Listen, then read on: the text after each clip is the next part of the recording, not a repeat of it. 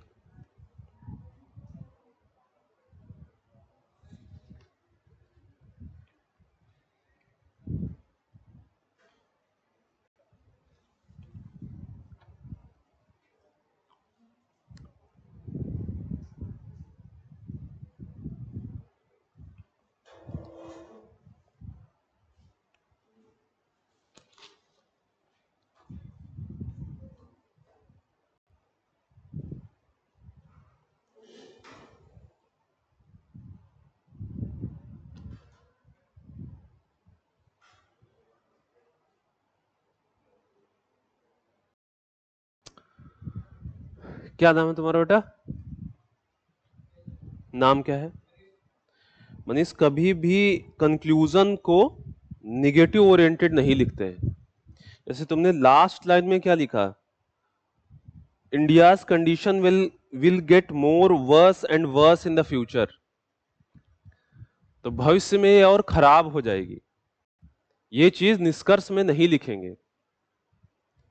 निष्कर्ष हमेशा positive oriented होना चाहिए। समझ रहे हैं आप बात? चुनौतियां तो आपने बता ही दी, लेकिन निष्कर्ष में कभी इस तरीके की टोन नहीं होगी आपकी। ठीक है ना? तो निष्कर्ष में आपने ये जहां ये लिखा है, India has become the most populated country in the world, if even now the government doesn't make law और टेक इंसेंटिव्स, इसको ऐसे लिखना चाहिए था, India has become the most populated country in the world and this warrants government to make law और take incentives against population explosion to deal with the situation। मतलब एक होता है ना कि अलार्मिंग नहीं होना है। अलार्मिंग क्या होता है कि भाई कंक्लूजन में अलार्मिंग नहीं होना है कि आज के 10 साल बाद हीट वेव इतनी बढ़ जाएगी कोई बचेगा ही नहीं। इस तरीके की जो अलार्मिंग टोन होती है वो कंक्लूजन में नहीं लिखी जाती। समझ रहे हैं आप सभी लोग? जो आपके आंसर का कंक्लूजन होगा वो फॉरवर्ड लुकिंग होना चाहिए, पॉजिटिव टोन में होना चाहिए। ठीक है ना बात?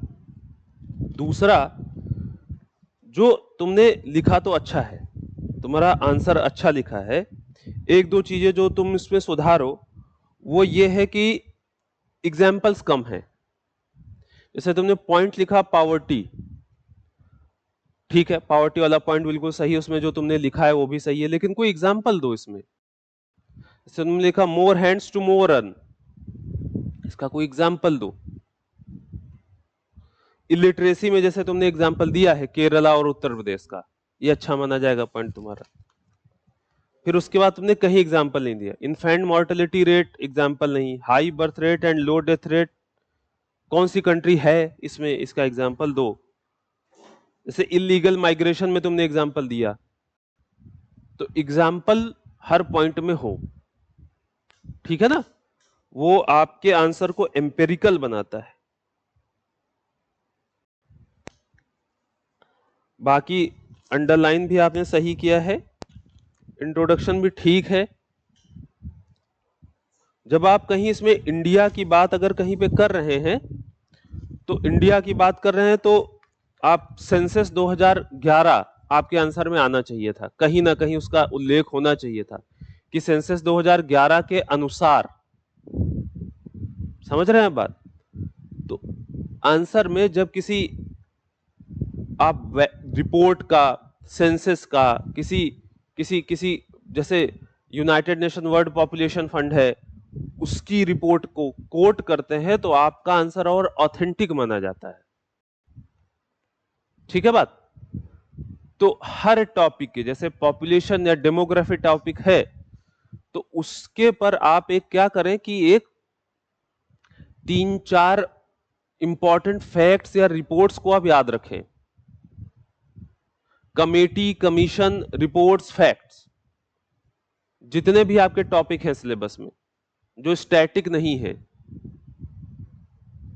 उन सब पे मैंने क्या बताया ध्यान रखिए। बहुत इंपॉर्टेंट चीज मैंने यहां पे आप लोगों को बताई है, आप लोगों को ध्यान रखना है आंसर राइटिंग में,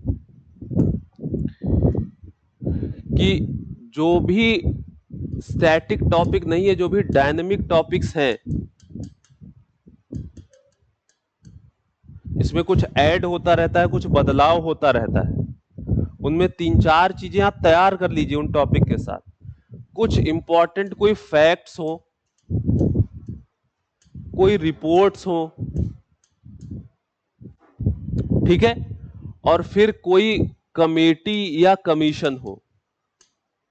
कमेटी या कमीशन सबसे ज्यादा फायदा आपको कब करता है? जब आप कंक्लूजन लिखते हैं। जब आप कंक्लूजन लिखते हैं, मान लीजिए आपसे क्वेश्चन पूछता है उसने केंद्र राज्य संबंधों पे, कि बताइए कैसे कोऑपरेटिव फेडरलिज्म को चुनौतियां मिल रही हैं, ऐसे कोई क्वेश्चन मान लीजिए आपसे पूछा, तो आप अपने आंसर तो पूरा आपने लिख दिया, फिर जब आप कंक्लूजन लिखें तो कंक्लूजन में आप 1-2 कमीशन या कमेटी के नाम अगर आपको याद है तो आप लिख सकते हैं कि सरकारिया कमीशन, पुंछी कमीशन। तो हमेशा जो आपने सिलेबस पढ़ा होगा, ध्यान रखिए, सिलेबस में जो भी टॉपिक्स हैं उन टॉपिक्स पे एक फैक्ट बुक बना लीजिए, ऐसे पतली सी एक बुक बना लीजिए, नोटबुक बना लीजिए, उसका नाम ही है फैक्ट बुक। और उसमें जो भी मोस्ट इंपॉर्टेंट डेटा हो, अब ऐसा नहीं कि देखो समस्या क्या होती है आप लोगों के साथ कि इंफॉर्मेशन की ओवर सप्लाई है, इंटरनेट है, बुक्स हैं, सब कुछ है आपके पास, तो एक ही टॉपिक से रिलेटेड बहुत सारा इंफॉर्मेशन आपके पास होता है, तो आपको लगता है वो सारा डाल दे, लेकिन फिर आप उसको रिवाइज नहीं कर पाएंगे, कंफ्यूज हो जाएंगे। तो क्या करना है कि जो मोस्ट इंपॉर्टेंट डेटा या फैक्ट्स हो किसी भी टॉपिक से रिलेटेड, 3-4, बस, इससे ज्यादा काम नहीं लगेगा आपका। फैक्ट्स रिपोर्ट 3-4 बस,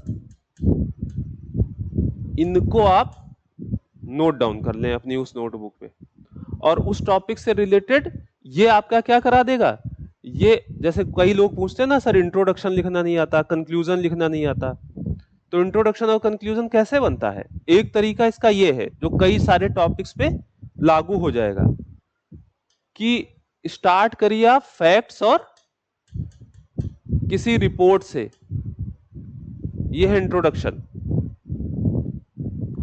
और कहते हैं कंक्लूजन लिखना नहीं आता, तो कंक्लूड करिए आप किसी कमेटी या कमीशन से।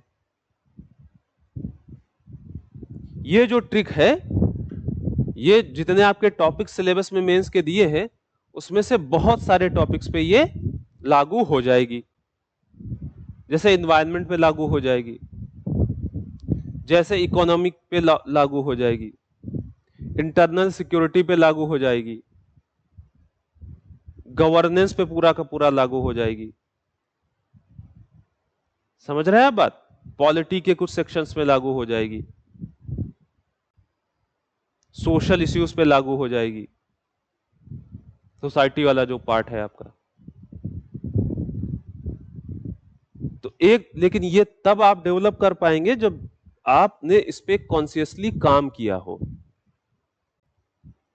और फिर ध्यान रखिएगा, जहां आपके फैक्ट या रिपोर्ट्स एक ही टॉपिक पे 4 पेज के हुए, वहां आप बैटल हार गए। आपको द मोस्ट इंपॉर्टेंट फैक्ट्स याद उस कॉपी पे रखने हैं। कोई भी रैंडम फैक्ट उठा के नहीं लिख लेना है, फिर तो अल्टीमेटली आप वही कंफ्यूजन करेंगे जो आप इंडिया ईयर बुक या उत्तर प्रदेश ईयर बुक पढ़ के करते हैं। उसमें बहुत सारा फैक्ट दिया है, वो इतना ज्यादा फैक्ट है कि आप कंफ्यूज हो जाएंगे, रिट्रीव ही नहीं कर पाएंगे। जब आपको लिखना है वहां पे भूल जाएंगे आप। समझ रहे हैं बात? देखो, इस एग्जाम में मैं बार बार ये बताता हूं कि आप उतना करिए जितना आप रिवाइज करके वहां पे रिप्रोड्यूस कर पाए। अगर आप रिवाइज ही नहीं कर पाएंगे उसको, तो पढ़ने का फायदा क्या है आपके? क्योंकि रिवीजन नहीं करेंगे तो वहां पे ध्यान आना नहीं है उसका। तो मान लीजिए आपने मॉडर्न हिस्ट्री उठाई और मॉडर्न हिस्ट्री की स्पेक्ट्रम पढ़ डाली, बिपिन चंद्रा पढ़ डाली, इंडिया आफ्टर गांधी पढ़ डाली, दुनिया भर सब पढ़ डाला। अब समस्या क्या है इतना सारा पढ़ने का? आउटपुट क्या होगा आपकी कॉपी पे? रिवीजन आप नहीं कर पाएंगे, इतना बड़ा रिवीजन नहीं कर पाएंगे। तो आपको हर सब्जेक्ट के प्रति, चाहे वो ज्योग्राफी हो चाहे हिस्ट्री हो, ये ध्यान रखना है कि पहली बात तो सिलेबस और पीवाईक्यू को रखना है, तो आपको पता चलता रहेगा कितना पढ़ना है। और दूसरा, अननेसेसरी वो चीज नहीं करनी है जो आप रिवाइज और रिप्रोड्यूस ना कर पाए। तो आप उतना पढ़िए जितना रिक्वायर्ड है, और उस फॉर्मेट में पढ़िए जिस फॉर्मेट में रिक्वायर्ड है। मैंने किसी दिन यहां पे बताया था आप लोगों को, अनिमेश ऑल इंडिया रैंक 2 की कॉपी देखिएगा। आप लोग देखी किसी ने? नहीं देखिए तो देख लीजिए, बहुत फायदा करेगा आप लोगों को। वो देखिए कैसे नोट्स मेकिंग करता था, हर टॉपिक को 2 से 3 पेज में खत्म, और नोट्स मेकिंग बिल्कुल आंसर के फॉर्मेट में उसके होती थी। भाई किसी क्वेश्चन का आंसर लिखने के लिए आपको ज्यादा, इंट्रोडक्शन लिखने के लिए 2-3 फैक्ट स्टार्टिंग में चाहिए होते हैं कि नहीं? उसने 2-3 फैक्ट्स लिख लिए, चैलेंजेस लिख लिए, गवर्नमेंट एफर्ट्स लिख लिए, उस तरफ लकूनास लिख लिए, वे फॉरवर्ड लिख लिया, कंक्लूजन लिख लिया। बस 90% से भी ज्यादा जो उसके क्वेश्चंस के आंसर थे वो उसके नोट्स थे। क्योंकि आपके पास वहां पे टाइम नहीं है ना रिकॉल करने का। है क्या? आप बताइए, 3 घंटे में 20 क्वेश्चन करने हैं, तो आप आंसर फ्रेमिंग बनाना वो सब वहां नहीं कर सकते, छूट जाएगा, फिर आपका क्वेश्चन ही नहीं कर पाओगे। तो आप वही क्वेश्चन ढंग से कर पाओगे जिसको ऑलरेडी आपने किया हुआ है, मतलब उस तरीके का आंसर, उस जोन का आंसर आपने लिखा हुआ है। तो नोट्स मेकिंग इंपॉर्टेंट है, और किस तरीके से इंपॉर्टेंट है ये, तो जैसे तुम्हारे इस आंसर में क्या लैक है, क्या 2-3 चीजें लैक हैं। एक तो कोई कमीशन या कमेटी उल्लेखित नहीं है इसमें, समझ रहे हैं आप बात? दूसरा, कोई जो यूनाइटेड नेशंस की पॉपुलेशन वाली बॉडी है उसका उल्लेख नहीं, उसकी रिपोर्ट का उल्लेख नहीं है। आपने बताया India has become the most populated country in the world, तो आप बताइए ना कि ऐसा यूनाइटेड नेशन पॉपुलेशन फंड का मानना है, उसकी रिपोर्ट के अनुसार ऐसा हुआ है। भारत में लिटरेसी बहुत है, तो इसमें कोट करिए कि सेंसस 2011 के अनुसार भारत में लिटरेसी इतनी है। समझ पा रहे हैं? आपके आंसर को ऑथेंटिक बनाता है वो चीज। क्लियर? तो ये आपने, आपके आंसर में मैंने गलतियां फाइंड आउट करी हैं, इसको इंप्रूवमेंट करिएगा। बाकी ओवरऑल आपका एफर्ट अच्छा है, ठीक है, अच्छा एफर्ट किया है।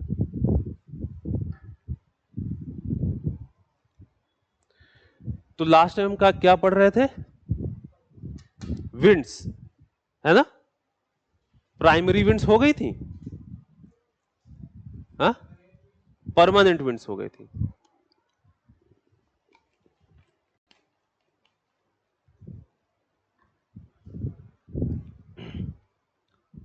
तो एक काम करो, जल्दी से पीछे का पेज ओपन करो, जो लोगों ने प्रीवियस लेक्चर्स किए हैं उन्होंने, और आपको ये करना है कि सारी प्रेशर बेल्ट्स और जो प्लैनेटरी विंड्स हैं उनको बनाना है, उनका वो डायग्राम आपको बनाना है।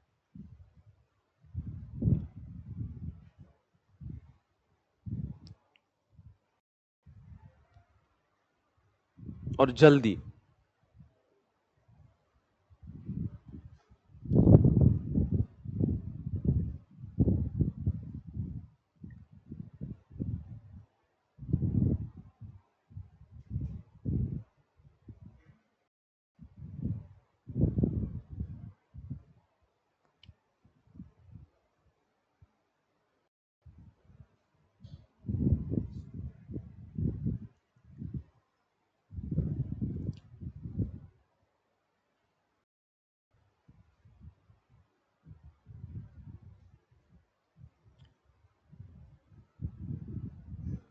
हाँ भाई, इधर। क्या नाम बेटा आपका? दिव्यांशी, काम करो, पहले मोबाइल रखो। अच्छा, पीछे बैठ जाओ ना, इधर बैठ जाओ, इधर बैठ जाओ, इस पे बैठ जाओ।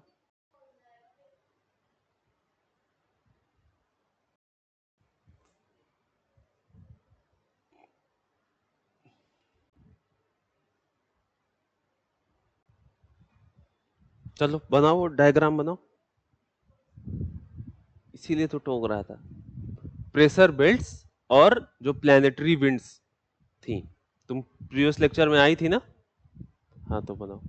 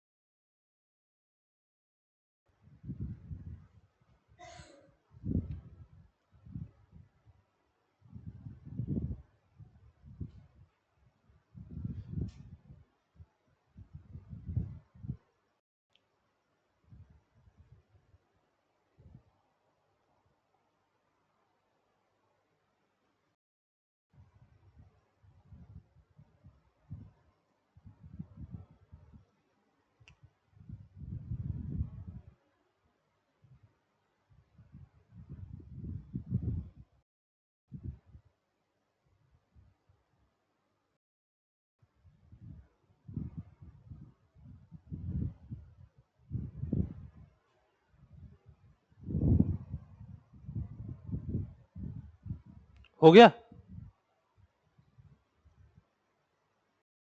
मैंने कहा था पुराना करके जरूर आना, वरना आगे फिर दिक्कत होगी।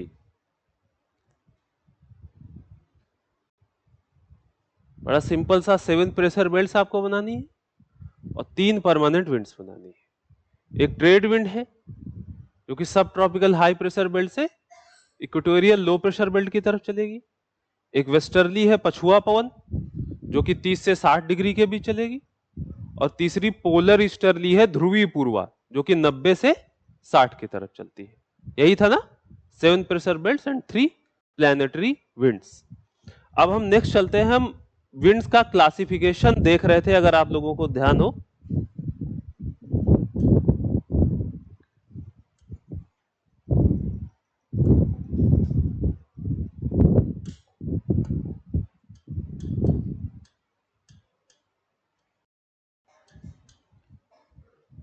और पहला हमने देखा था ड्यूरेशन के बेसिस पे, अवधि, और अवधि के आधार पे हमने देखा था कुछ विंड्स क्या होती हैं, परमानेंट विंड्स होती हैं, 365 दिन एक ही दिशा में चलती हैं, ठीक है। कुछ जो पवने होती हैं वो सीजनल होती हैं, मतलब उनका ड्यूरेशन क्या होता है, उनका पीरियड क्या होता है, उनका पीरियड क्या होता है, सीजनल, किसी विशेष ऋतु में चलेंगी वो, है ना। और तीसरा था ड्यूरेनल, जिनकी ड्यूरेशन 24 घंटा होती है, ठीक है, 24 आवर। तो चलिए, परमानेंट हो गया था, अब हम लोग सीजनल वाले पे बात करते हैं। क्लियर है बात, सीजनल विंड्स की बात करते हैं। तो आप बताइए कोई सीजनल विंड। सीजनल विंड्स ऐसी विंड जो किसी विशेष ऋतु में आती हो, हाँ, मॉनसूनी पवने, ठीक है। जैसे अभी आप इंतजार कर रहे हैं, मॉनसूनी पवने अब उत्तर प्रदेश तक पहुंचने वाली हैं, है कि नहीं, ठीक। जून के एंड से सितंबर तक उम्मीद है कि मॉनसूनी पवने भारत में उत्तर प्रदेश में आएंगी। तो जून से सितंबर तक एक ऋतु है, उसी में तो ये पवने रहेंगी, साउथ वेस्ट मानसून, दक्षिण पश्चिमी मानसून। उसके बाद क्या मिलेंगी ये उत्तर प्रदेश पे या भारत पे? नहीं। फिर पूरा एक साल बाद जब ये ऋतु वापस आएगी, जून से सितंबर वाली मानसूनी ऋतु, तब फिर से ये पवने चलना स्टार्ट होंगी। बात आ रही समझ की नहीं? तो ऐसी पवने जो किसी विशेष ऋतु में चलती हैं, उनको हम सीजनल विंड्स कहते हैं। जैसे इन्होंने कहा एग्जाम्पल के लिए मॉनसूनल विंड्स, मॉनसूनल विंड्स, मॉनसूनी पवने। अब मॉनसून के बारे में तो हम लोग डिटेल में पढ़ेंगे, एक यहां पे स्लाइट इंट्रोडक्शन मैं आपको उसका दे दूं कि कैसे जैसे भारत का जो मानसून है वो कैसे आता है, इसकी हम लोग थोड़ी सी बात कर लेते हैं यहाँ पे। तो आप लोग ये देखिए, ये है आपका भारत,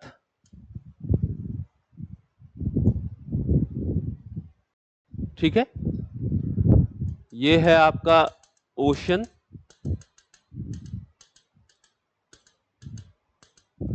ये है इधर ऑस्ट्रेलिया,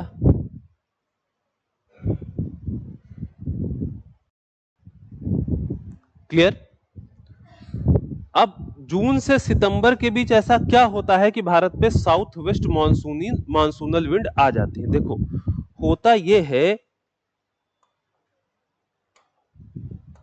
कि मार्च के बाद जो सन है वो धीरे धीरे इक्वेटर से किधर मूव करने लगता है?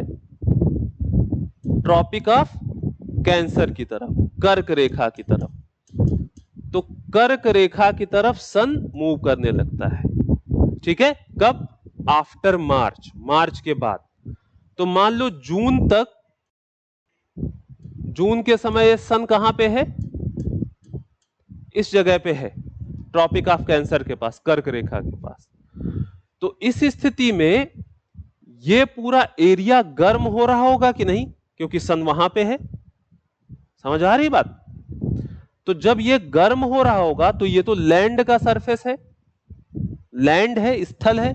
और मैं तुम लोगों को टेम्परेचर ऑलरेडी पढ़ा चुका हूं कि लैंड की प्रॉपर्टी क्या होती है, जब उसका टेम्परेचर बढ़ाओगे तो बहुत जल्दी और ज्यादा गर्म हो जाएगा। तो जब ये बहुत जल्दी और ज्यादा गर्म होगा, ये पूरा ऊपर तिब्बत और ये पूरा इंडियन लैंड, तो इस पे प्रेशर कैसा बनेगा?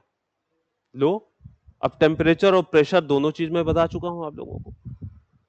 भाई, तापमान बढ़ाओगे किसी क्षेत्र का तो वहां की जो वायु है वो गर्म होकर ऊपर उठ जाएगी, तो वायु का जो दाब सतह पे है वो क्या हो जाएगा, कम हो जाएगा। सिंपल सी बात है कि नहीं। तो यहां पे कैसा प्रेशर बन जाएगा, लो प्रेशर बन जाएगा कि नहीं, क्लियर है, सूरज की वजह से। अच्छा, यहां पे कैसा प्रेशर बन रहा होगा,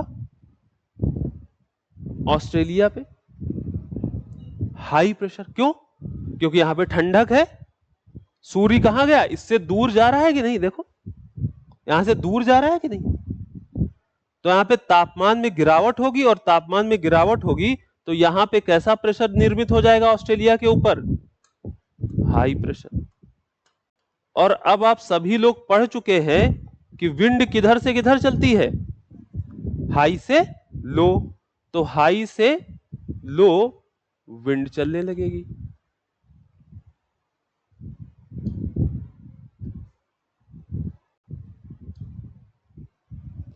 समझ पा रहे हैं आप बात। अब ये भारत में किस दिशा से आ रही है,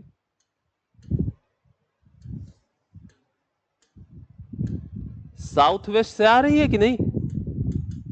तो इसीलिए इसको क्या बोलते हैं, साउथ वेस्ट मॉनसून विंड्स। समझ में आई बात। जून से सितंबर तक ये स्थिति ऐसे रहेगी, फिर सन ट्रॉपिक ऑफ कैंसर से धीरे धीरे नीचे उतरते हुए किधर जाने लगेगा,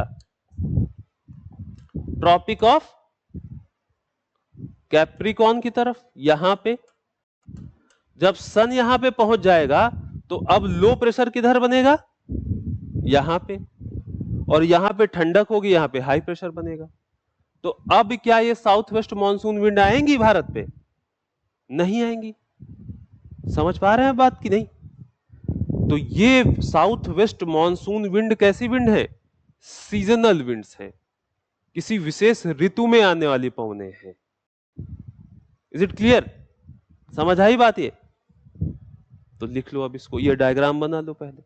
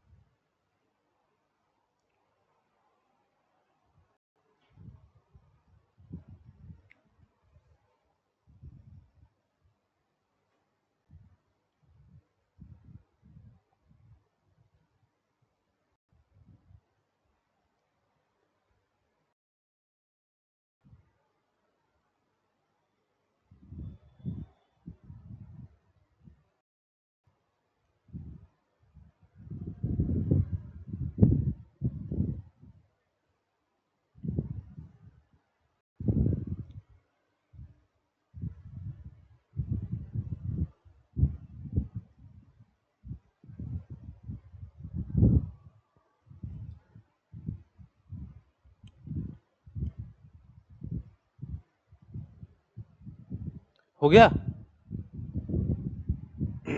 ये हो गई मॉनसूनी पवने, सॉरी सीजनल, ऋतुई पवने, जिनकी अवधि क्या है, जिनका पीरियड क्या है, एक ऋतु, किसी विशेष ऋतु में चलने वाली। वही इनके विपरीत जो ट्रेड विंड थी, वेस्टर्ली थी, पोलर ईस्टर्ली थी, वो वर्ष भर चल रही थी कि नहीं। अभी जो आपने इसके जस्ट पहले देखा, वो सारी तीनों पवने वो वर्ष भर चल रही थी, ये किसी विशेष ऋतु में चल रही है। क्लियर है बात। अब तीसरे टाइप की पवन है ड्यूरेनल विंड्स।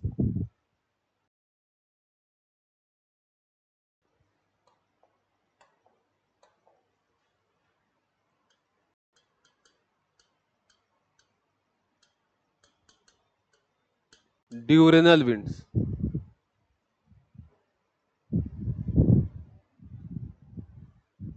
मतलब ऐसी विंड्स जिनकी अवधि क्या है, दिन रात, डे नाइट। ठीक, एग्जाम्पल के लिए दो इसमें है, एक है sea breeze and land breeze, और दूसरा है mountain breeze and valley breeze. चलो पहले इसकी बात करते हैं, सी एंड लैंड ब्रीज। सागर समीर और स्थल समीर, ठीक, सागर समीर और स्थल समीर, लैंड एंड सी ब्रीज की बात करते हैं, ठीक।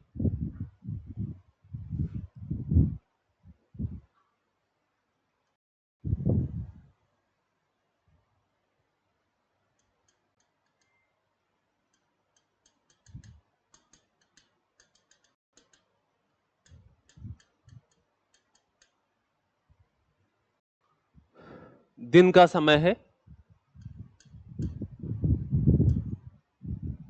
अब मुझे आप ये बताओ, आप जानते हैं सी और लैंड की हीटिंग एक तरीके से नहीं होती, डिफरेंशियल होती है। तो यहां पे जो लैंड है ये ज्यादा गर्म होगा या ये कोस्टल वाटर ज्यादा गर्म होगा? लैंड ज्यादा गर्म हो जाएगा दिन के समय। तो जब कोस्टल लैंड ज्यादा गर्म हो जाएगा तो लो प्रेशर कहां पे बनेगा? लैंड पे बनेगा कि नहीं? समझ पा रहे हैं आप लोग बात? तो यहां पे कैसा प्रेशर होगा? लो प्रेशर, क्योंकि ये ज्यादा गर्म हो रहा है एरिया। इसकी अपेक्षा जो कोस्टल वाटर है यहां पे कैसा प्रेशर होगा? हाई प्रेशर होगा कि नहीं? क्योंकि ये लैंड की अपेक्षाकृत ठंडा होगा और लैंड सागर की अपेक्षाकृत गर्म होगा।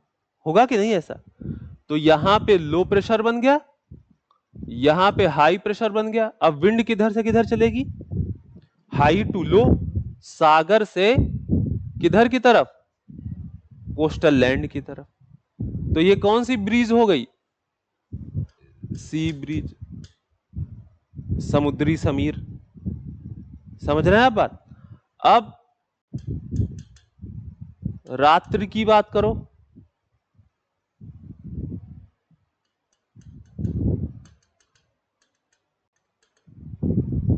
रात्रि की बात करो तो रात्रि में पहले पहले लिखो मत, लिखो मत, पहले समझ लो। रात्रि के समय तापमान कम है, ठंडी हो रही है दोनों चीजें। कौन ज्यादा ठंडा होगा, लैंड या सी? स्थल ज्यादा ठंडा होगा। तो स्थल ज्यादा ठंडा होगा तो स्थल पे कैसा प्रेशर बनेगा? हाई। और इसकी अपेक्षाकृत ओशन पे कैसा प्रेशर बनेगा? लो। विंड कैसे चलेगी? लैंड से सी की तरफ। ये कौन सी ब्रिज हो गई? Land bridge. समझ पा रहे हैं आप बात कि नहीं? क्लियर है? 24 घंटे में ही क्या हुआ? बदलाव आया कि नहीं? पुनः जब दिन का समय होगा तो फिर से सी ब्रिज बहने लगेगी, फिर से रात आएगी लैंड ब्रिज बहने लगेगी। तो इनकी अवधि देखो क्या है, 24 आवर है कि नहीं? मतलब 24 घंटे, 12 घंटे एक तरीके का, 12 घंटे दूसरे तरीके का विंड चल रहा है। क्लियर है बात? ये डायग्राम बना लो, फिर इसके बारे में मैं लिखवा देता हूं।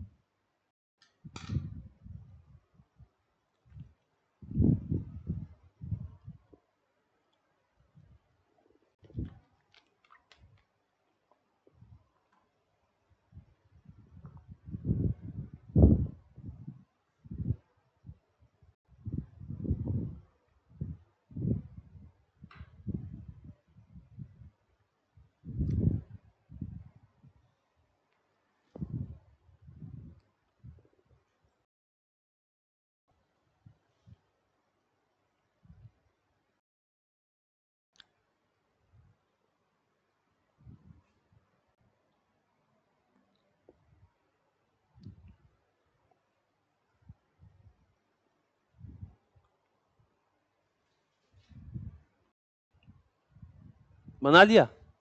अब लिखो, दिन के समय, दिन के समय निकटवर्ती समुद्र की अपेक्षा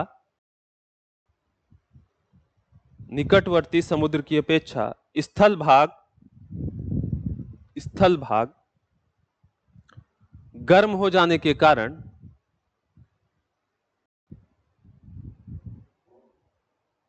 वहां निम्न वायुदाब की स्थिति बन जाती है।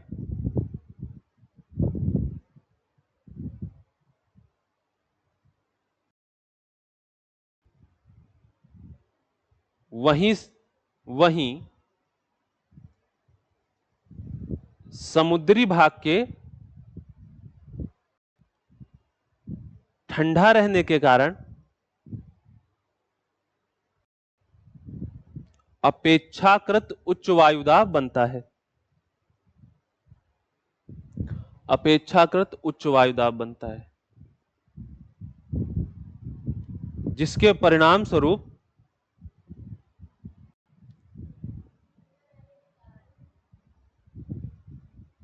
उच्च वायुदाब बनता है।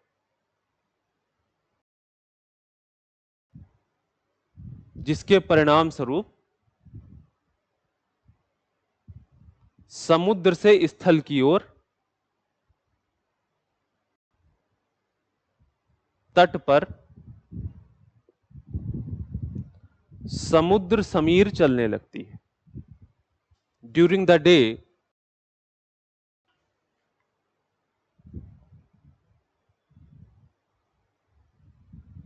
Coastal land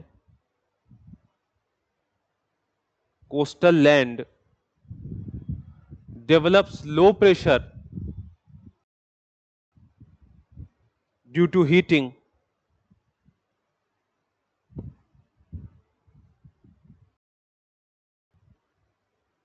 whereas the nearby ocean water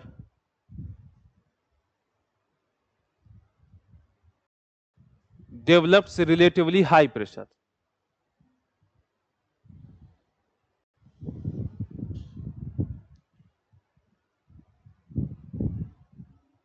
And thus the wind starts to flow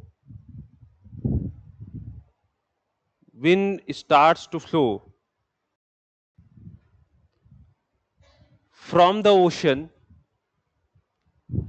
towards the land and is called as sea breeze. वहीं रात्रि में, नेक्स्ट पैराग्राफ, वहीं रात्रि में तापमान में गिरावट के कारण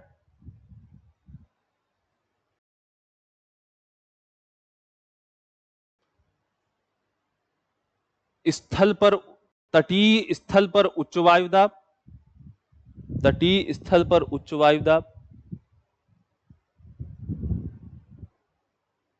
वहीं निकटवर्ती समुद्र पे निम्न वायुदाब बनता है,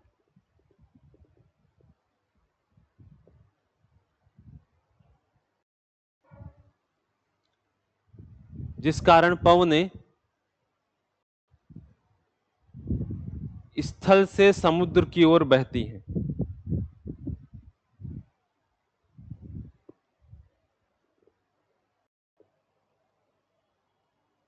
इन्हें स्थल समीर कहते हैं।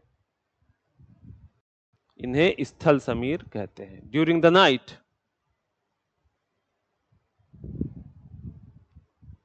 Coastal land cools down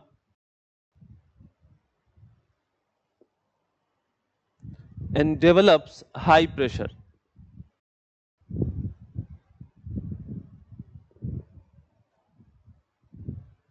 Whereas coastal water develops low pressure.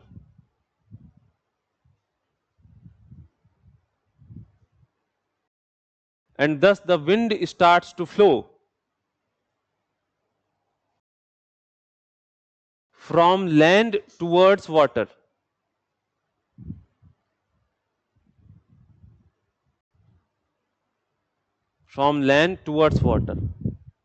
And is called as land breeze.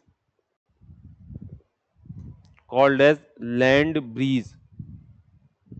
ठीक है, ये समझ आया कंसेप्ट। अब चलिए नेक्स्ट ड्यूरेनल विंड की बात करते हैं, माउंटेन ब्रीज और वैली ब्रीज। माउंटेन और वैली, तो दिन के समय देखो क्या होता है।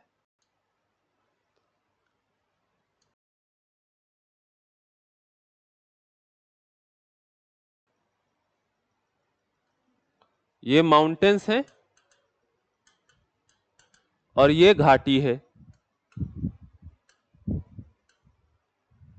दिन के समय, पहले रात्रि के समय देखो।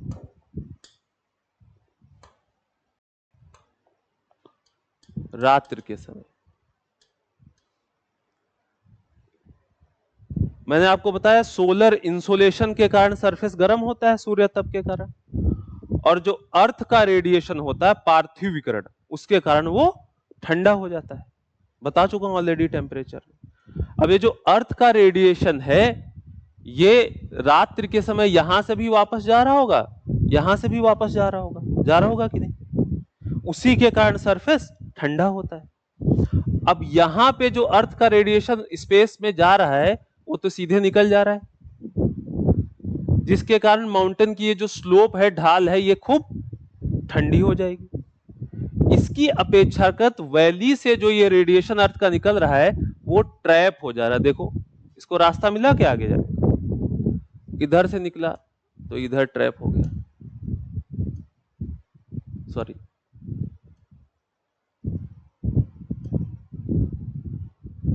अब ये बताओ अगर ऐसी स्थिति है तो माउंटेन के स्लोप ज्यादा ठंडे हो जाएंगे या घाटी ज्यादा ठंडी हो जाएगी रात में? स्लोप ज्यादा ठंडे हो जाएंगे, ढाल ज्यादा ठंडी हो जाएगी, क्योंकि वहां की ऊष्मा आराम से क्या हो गई, स्केप हो गई।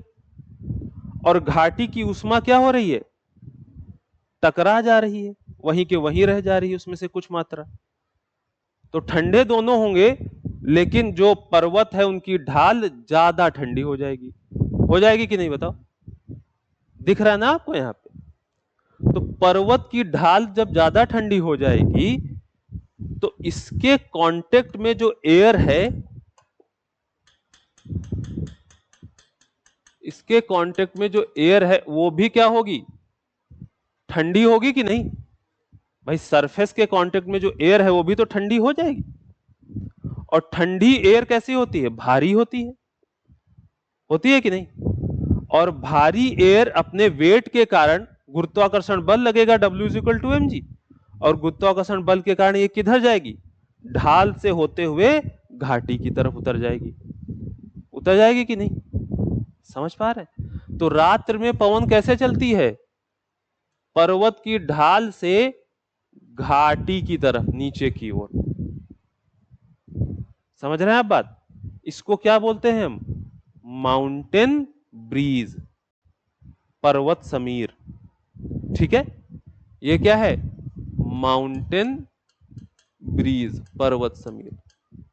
अब जब ये यहां पे आएगी तो यहां पे जो ऑलरेडी एयर होगी, इस एयर को क्या करेगी, ये पुश करेगी ऊपर की तरफ, करेगी कि नहीं? तो दिन के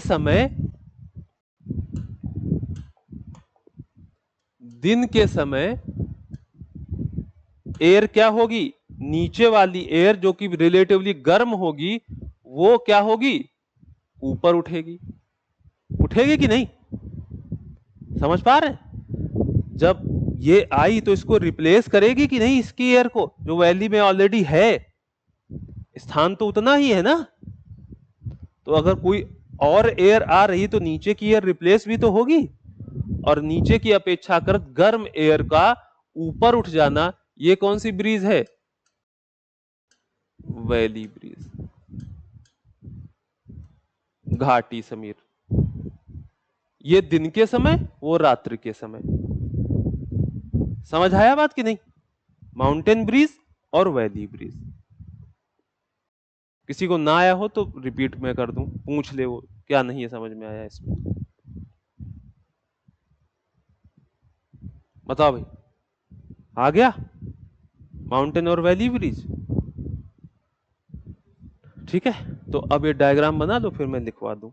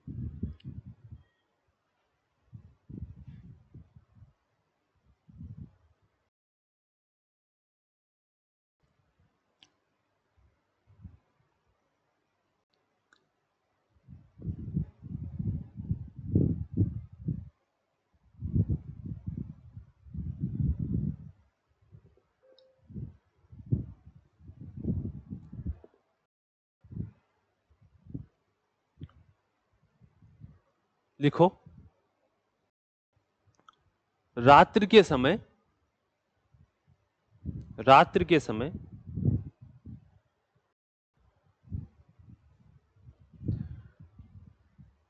पर्वतीय ढाल पर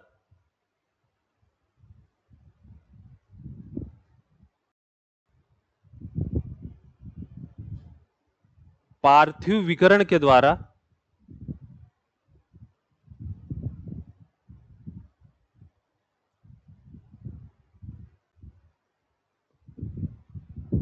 तापमान में तीव्र गिरावट होती है।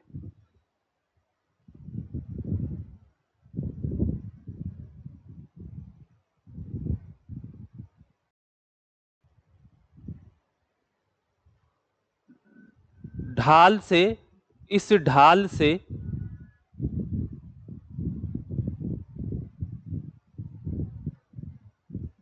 स्पर्श करती हुई वायु भी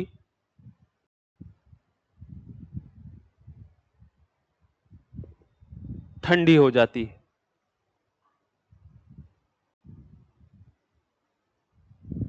यह ठंडी वायु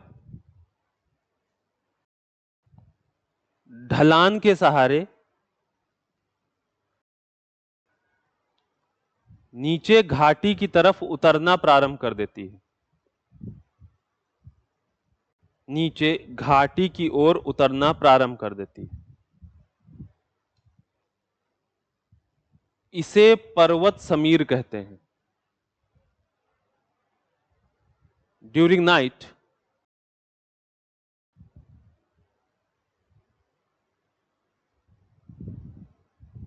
due to Earth's radiation, due to earth's radiation,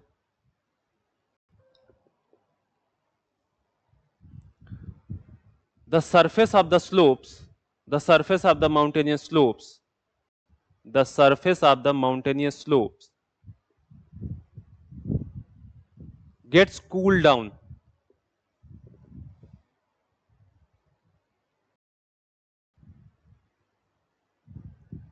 comma, the air in contact with such surface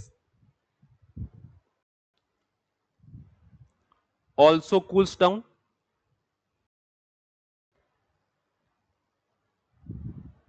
and this heavy air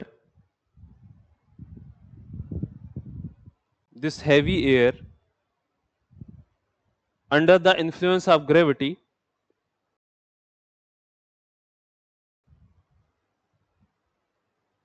comes down to the valley along the slope and is called as mountain breeze.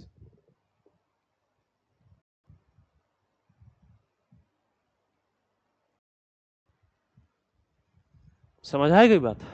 लिखो, next लिखो, दिन के समय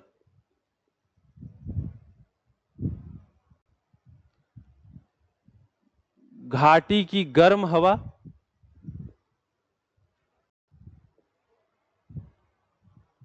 ऊपर उठती है और इसे घाटी समीर कहते हैं। During the day the warm air of the valley rises up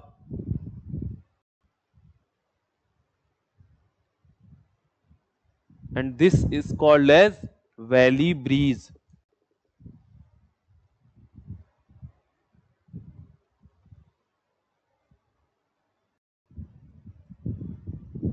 समझ आ गई बात? क्लियर हुआ? तो इनमें आप देखिए कि माउंटेन ब्रीज हर 12 घंटे के बाद रिपीट होगी कि नहीं? समझ पा रहे हैं बात? तो इसकी ड्यूरेशन कैसे? हर 24 घंटे के बाद रिपीट होगी। 12 घंटे चलेगी, फिर 12 घंटे नहीं चलेगी, 24 घंटे में एक बार। समझ रहे हैं आप? दिन के समय, रात्रि के समय। तो ड्यूरेशन इसकी कितनी है? 3 तरीके की ड्यूरेशन हो गई। एक तो परमानेंट विंड्स थी, फिर सीजनल विंड्स हुई और फिर ड्यूरेनल विंड्स हुई। क्लियर है बात? अब हम एक दूसरा क्लासिफिकेशन का मोड देखते हैं। तो क्लासिफिकेशन का मोड अभी आपने विंड्स का क्या देखा था, बेस्ड ऑन ड्यूरेशन या पीरियड के आधार पे, आवृत्ति के आधार पे। आवृत्ति के आधार के बाद क्लासिफिकेशन हम करेंगे कि उनका स्केल कितना बड़ा है। ठीक, तो बेस्ड ऑन स्केल,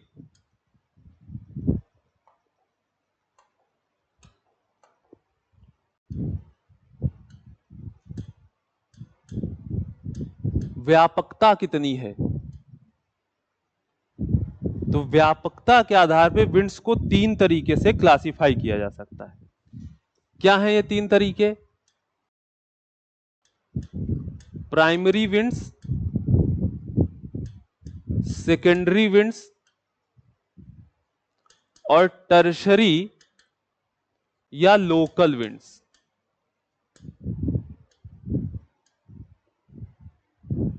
प्राथमिक, द्वितीयक और तृतीयक, कितना विस्तृत क्षेत्र ये कवर करती हैं इस आधार पे। तो प्राइमरी, सेकेंडरी एंड टर्शरी, प्राथमिक, द्वितीयक, तृतीयक। तो प्राइमरी विंड्स वो विंड्स हैं जो कि संपूर्ण ग्लोब को इनसर्किल करती है, पूरे ग्लोब को। जैसे ट्रेड विंड, तो मान लो अगर ये इक्वेटर है तो ट्रेड विंड इस पूरे ग्लोब को इनसर्किल करती थी कि नहीं? वेस्टर्ली 30 से 60 पूरे ग्लोब को इनसर्किल करती थी, पोलर ईस्टर्ली 60 से 90 पूरे ग्लोब को इनसर्किल करती थी। तो प्राइमरी विंड्स कौन सी विंड्स हैं? जो कि पूरे प्लेनेट पे चल रही हैं। वही प्राइमरी विंड्स को प्लेनेटरी विंड्स भी बोलते हैं, जो आप पढ़ चुके हैं ऑलरेडी। समझ पा रहे हैं कि नहीं? तो इनका स्केल कितना है, इनकी व्यापकता कितनी है, ये संपूर्ण पृथ्वी को इन्होंने क्या करना है, संपूर्ण पृथ्वी पे चल रही है। हाँ, दिख नहीं रहे अब। तो प्राइमरी विंड्स कौन सी विंड्स हैं? जैसे मैंने बोला, प्राइमरी विंड्स वो विंड्स हैं, जैसे आपका ये ग्लोब है, ये इक्वेटर है, ये 30 डिग्री है, तो पूरे 30 से 0 पे ट्रेड विंड चलती हुई आपको दिखाई देती है कि नहीं? तो पूरे ग्लोब को इनसर्किल इन्होंने किया हुआ है। ऐसे 30 से 60, पूरे 30 से 60 के बेल्ट पे पूरा जो प्लेनेट है उसको इनसर्किल कौन कर रहा है? वेस्टर्ली। समझ पा रहे हैं बात? 30 से 60 पे वेस्टर्ली, ऐसे 60 से 90 पे पोलर ईस्टर्ली। तो इनका स्केल आप देखिए, इन्होंने पूरे जो प्लेनेट है उसको इनसर्किल किया है, इसीलिए इनको हम क्या बोलते हैं? Primary wind. समझ में आया कि नहीं आया? क्लियर है बात? अगर इससे कुछ कम स्केल हो, व्यापकता इनकी कुछ कम हो इससे, तो उसको हम क्या बोलेंगे? Secondary. For example monsoon winds.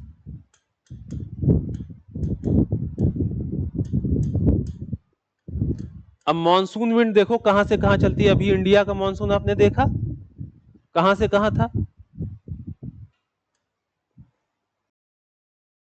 ये इंडिया है, ये ऑस्ट्रेलिया है।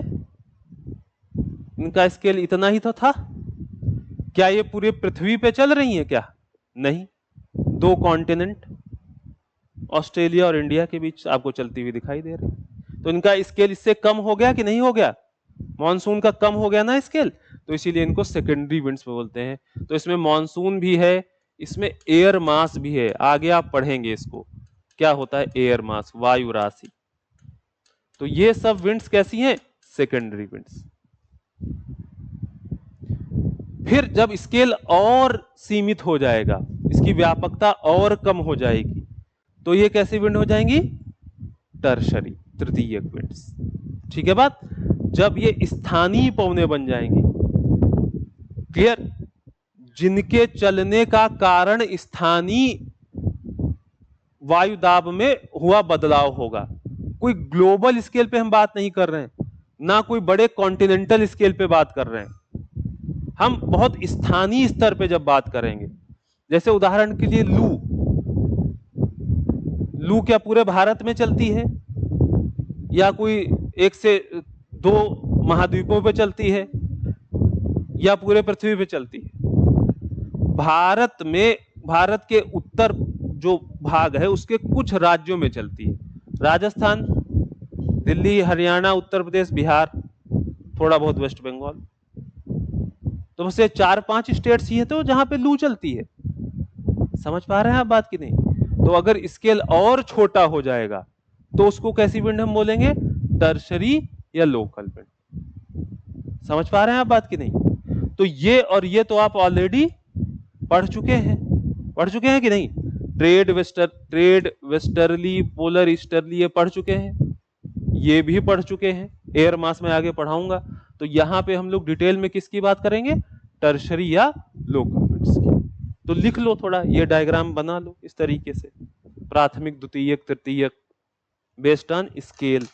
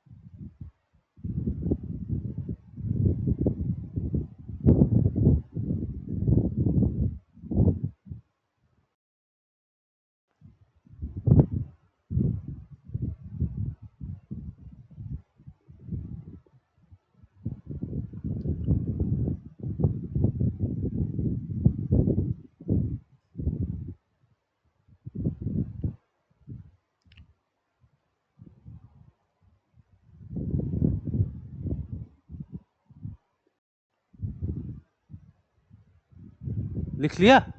बना लिया? तो प्राइमरी का स्केल, प्राथमिक का स्केल क्या है? संपूर्ण पृथ्वी।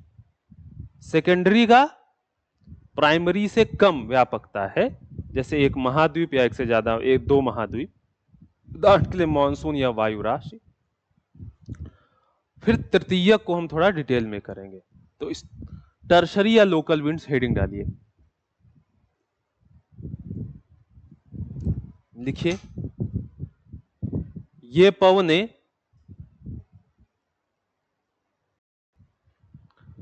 तापमान तथा वायु दाब के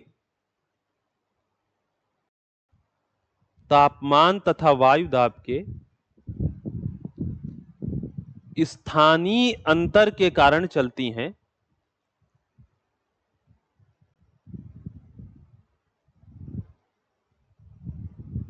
और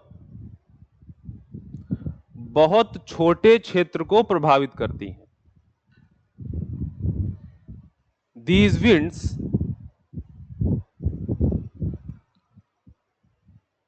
flow due to local variation in temperature and air pressure. Due to local variation in temperature and air pressure.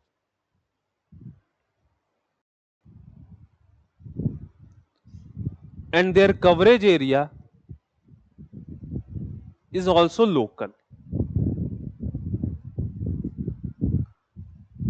अच्छा, एक बात आप लोग बताइए, क्या ये प्राइमरी, सेकेंडरी, टर्सरी विंड्स बिल्कुल अलग अलग जगहों पे चलती हैं?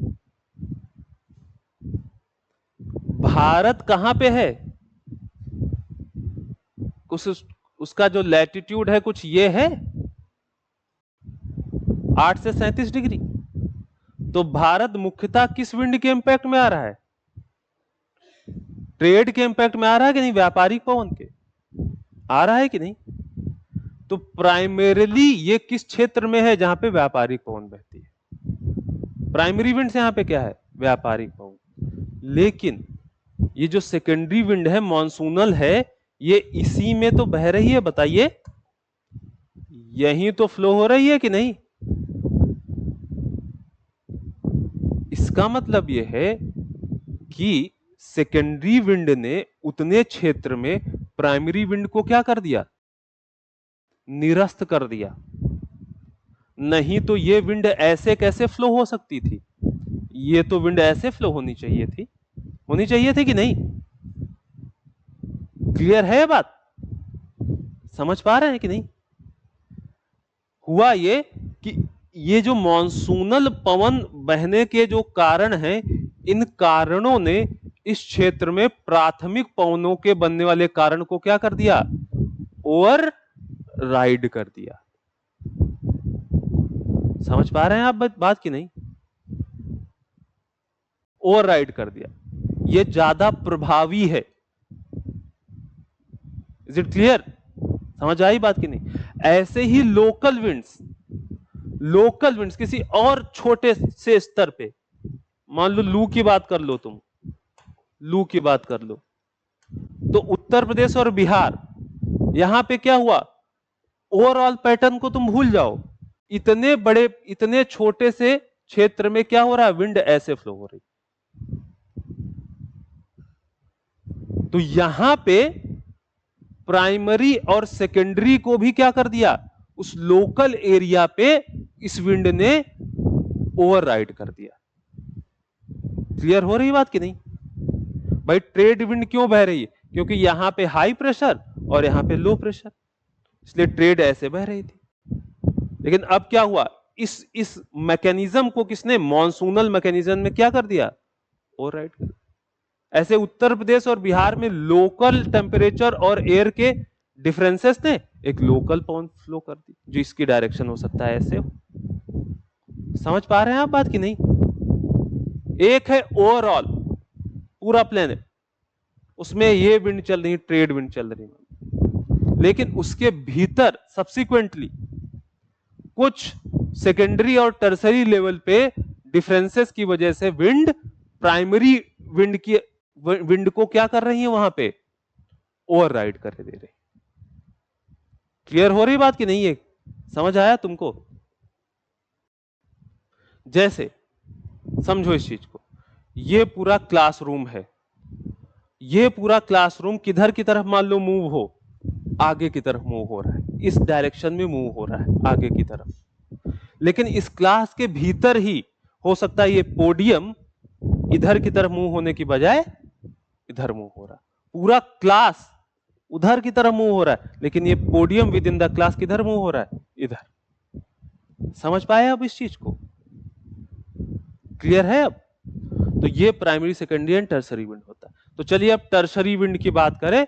मैंने कहा ये लोकल डिफरेंसेस इन टेम्परेचर और एयर प्रेशर की वजह से आता है। ठीक, इसका जो व्यापकता होता है वो बहुत स्थानीय होता है, बहुत छोटे से क्षेत्र पे ये पवनें बहती हैं।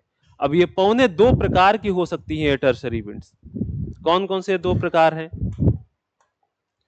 एक तो ये वार्म विंड हो सकती है, गर्म, या ये ठंडी पवन हो सकती है। तो ये दो प्रकार की हो सकती है, या तो गर्म या ठंडी। ठीक, जैसे लू कैसी है? गर्म है कि नहीं? ठीक है ना? तो चलिए अब कुछ अलग अलग लोकल विंड्स जो पूरे ग्लोब में बहती हैं उनकी बात कर ली जाए अब। ठीक, तो पहले एक बड़ी इंपॉर्टेंट विंड है चिनूक।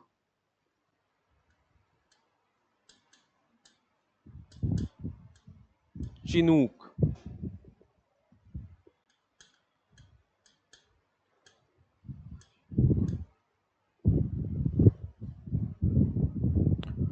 अब ये कहां पे फ्लो होती है विंड? ये होती है नॉर्थ अमेरिका में।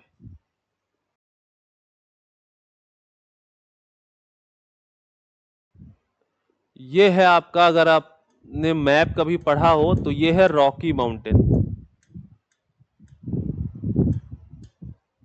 ये है रॉकी माउंटेन। इधर क्या है? ये पैसिफिक ओशन।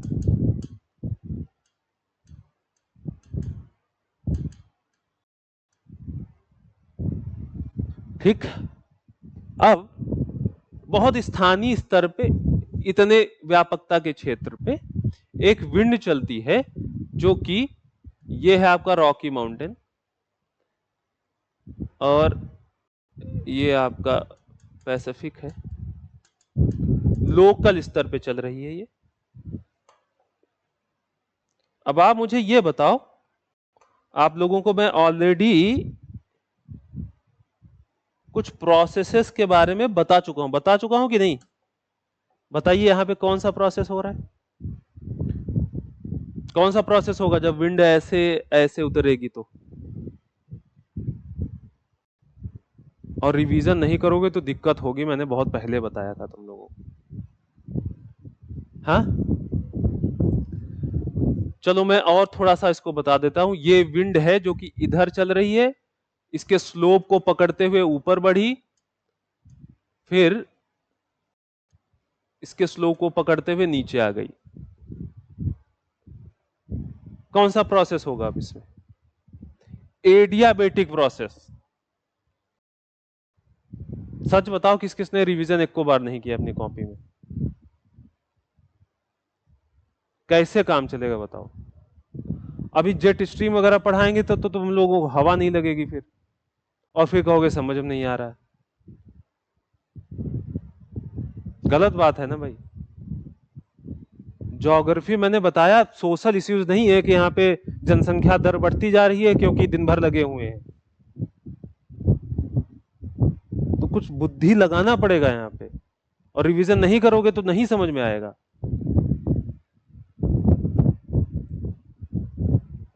थोड़ा सा ध्यान दिया करो।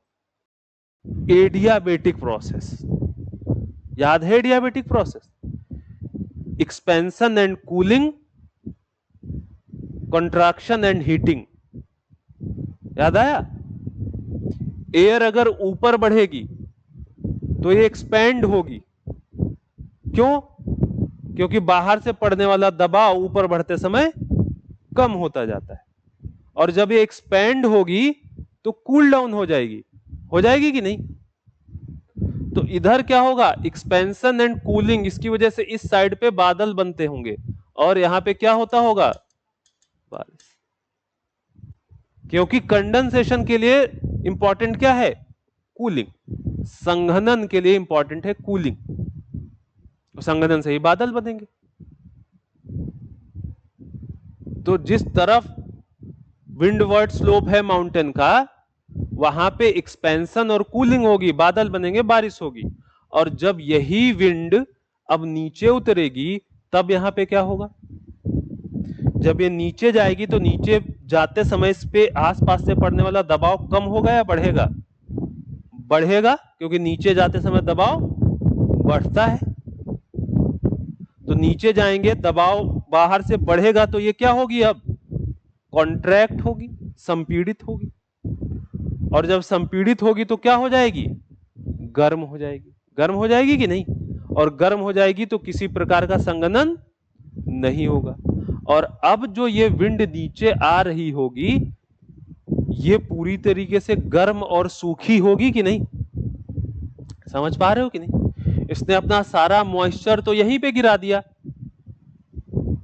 जब ये विंड नीचे आई तो यहां पे ये क्या हो चुकी है? हॉट एंड ड्राई, गर्म और शुष्क।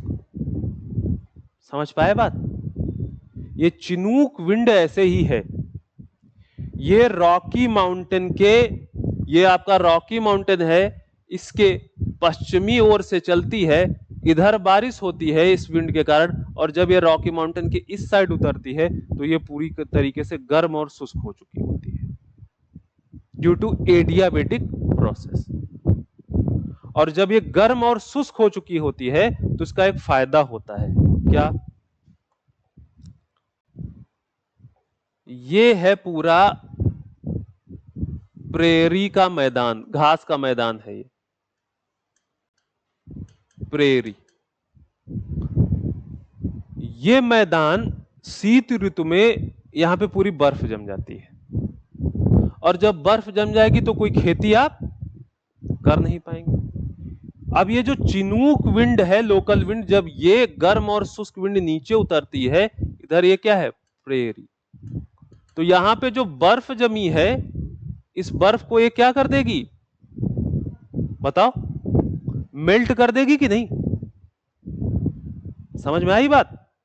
प्रेरी पे जो बर्फ जमी है, इसको ये गर्म और शुष्क हवा क्या कर देगी?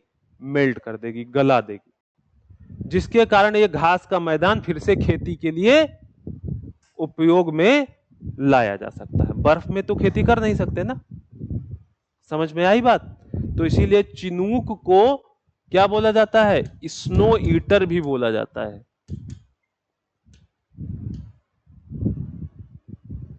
समझ में आई बात? क्लियर हुआ ये कंसेप्ट चिनूक विंड का? लिखो अब इस चीज को।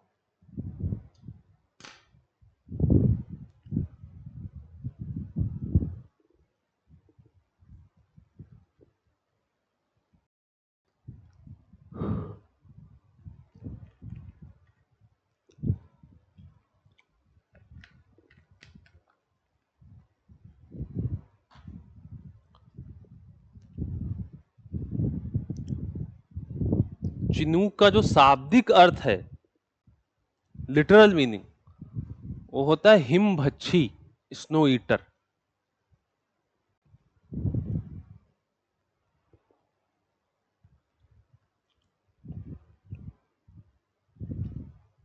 नेक्स्ट पॉइंट लिखो।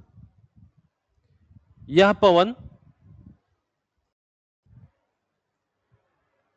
रॉकी पर्वत के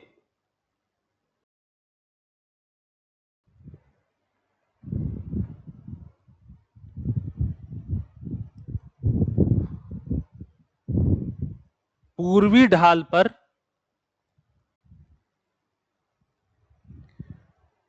पाई जाने वाली गर्म तथा शुष्क स्थानीय पवन है।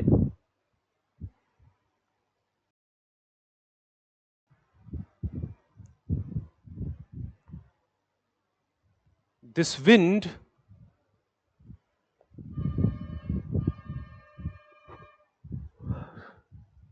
is hot and dry and is found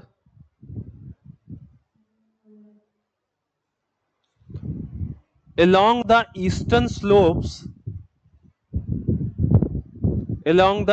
slopes of Rocky Mountains.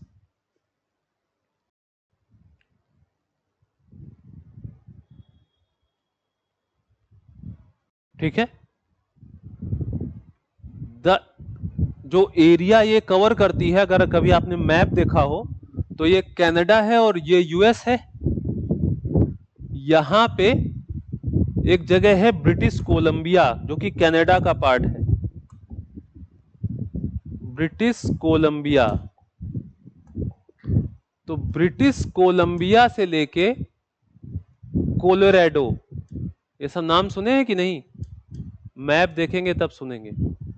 तो इसका जो प्रभाव क्षेत्र है, जैसे लू का प्रभाव क्षेत्र राजस्थान, उत्तर प्रदेश, बिहार, ऐसे ही चिनूक का जो प्रभाव क्षेत्र है वो ब्रिटिश कोलंबिया से कोलोराडो तक है। लिख लो next point. From British Columbia to Colorado.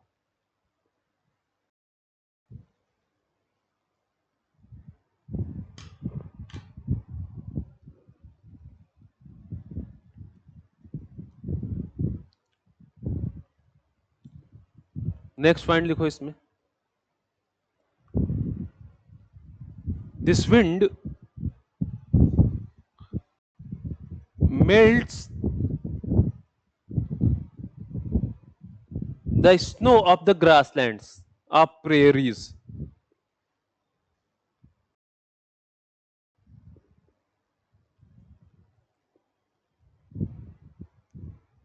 यह पवन प्रेरी घास के मैदानों पर जमी बर्फ को पिघलाकर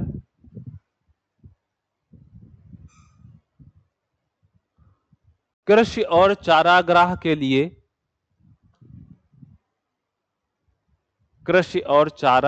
लिए पुनः उपयोगी बना देती है।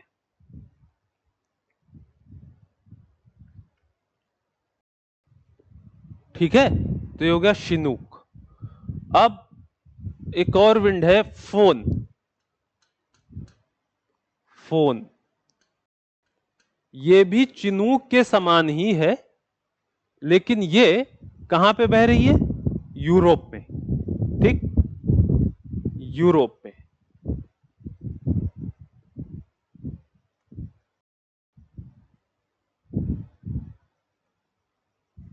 ये है एल्प्स के पहाड़।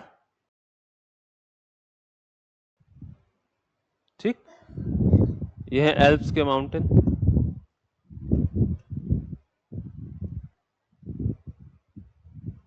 एल्प्स। फोन क्या कैसे चलती है? एल्प्स के जो माउंटेन है, इनके दक्षिणी जो कगार है इससे ऊपर उठती है, और फिर उत्तरी कगार के सहारे नीचे की तरफ जाती है। समझ में आ रही बात? जैसे इसमें क्या हुआ था रॉकी में, ये इधर से उठी थी, इधर गिरी थी, पूर्व से उठी थी, पश्चिम से उठी थी, पूर्व की तरफ गिरी थी। ऐसे यहां पे जो फोन विंड है, ये क्या होगी? ये दक्षिण से ऊपर उठेगी और उत्तर की तरफ नीचे गिरेगी, उत्तर की तरफ। तो एल्प्स की पहाड़ियों में उत्तर की तरफ जब ये नीचे उतर रही होगी, तो वहां पे तापमान को क्या कर देगी? बढ़ा देगी कि नहीं? समझ पा रहे हो बात? तो बस यही है फोन विंड्स। लिख लो उस चीज को। यह गर्म और शुष्क हवा आल्प्स पर्वत के उत्तरी ढाल के सहारे उतरती है।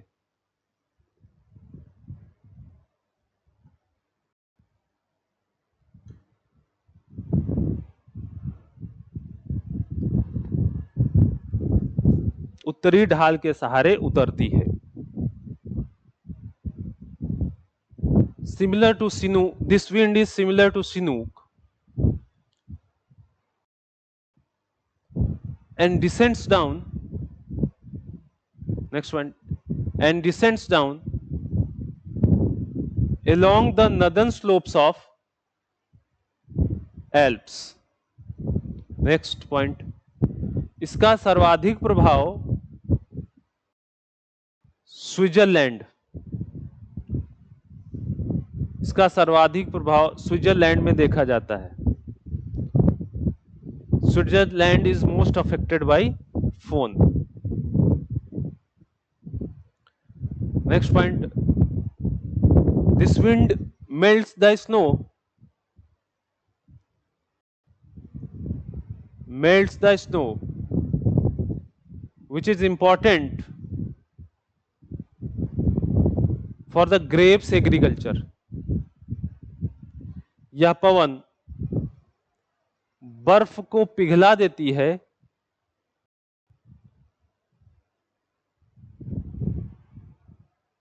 और अंगूर की फसल के लिए सहायक होती है। ठीक है, समझ आ गई बात? तो सिनूक हो गया, फोन हो गया।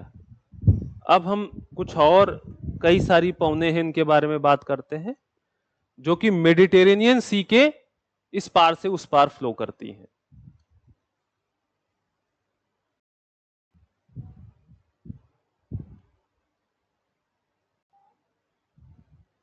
ये अफ्रीका है,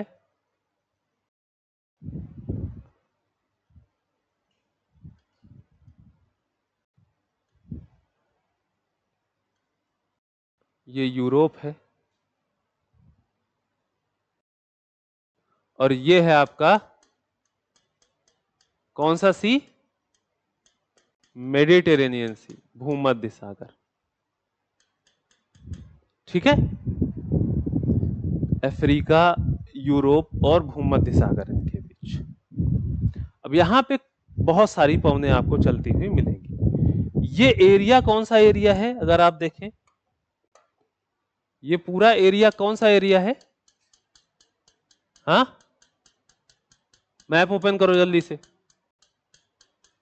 यहां पे क्या पड़ता है, पता नहीं तुम लोगों को? सहारा का मरुस्थल पड़ता है कि नहीं? विश्व का सबसे बड़ा मरुस्थल सहारा डेजर्ट 11 कंट्रीज में फैला हुआ है, रेतीला डेजर्ट है, सैंडी डेजर्ट है। अब सहारा के मरुस्थल से होते हुए भूमध्य सागर को क्रॉस करते हुए सदर्न यूरोप, दक्षिणी यूरोप की तरफ कुछ विंड्स चलती हैं। समझ गए बात? हम उनकी बात करने जा रहे हैं। मैंने क्या कहा? सहारा के मरुस्थल से भूमध्य सागर को क्रॉस करते हुए दक्षिणी यूरोप की तरफ। ठीक है? जैसे एक बड़ी इंपॉर्टेंट विंड है इसमें, सिरोको।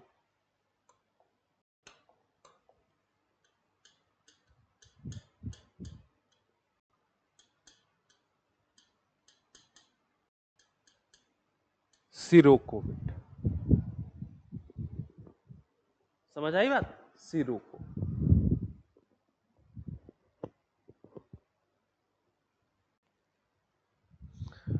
अब एक बात बताओ,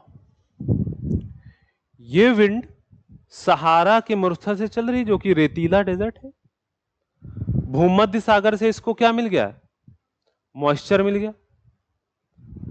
तो अब जब ये यूरोप में, सदर्न यूरोप में कहीं पहुंचेगी तो यहां पे बारिश कराएगी क्योंकि मॉइस्चर मिल गया है इसको। तो जब बारिश होगी तो उस बारिश में गिरेगा क्या?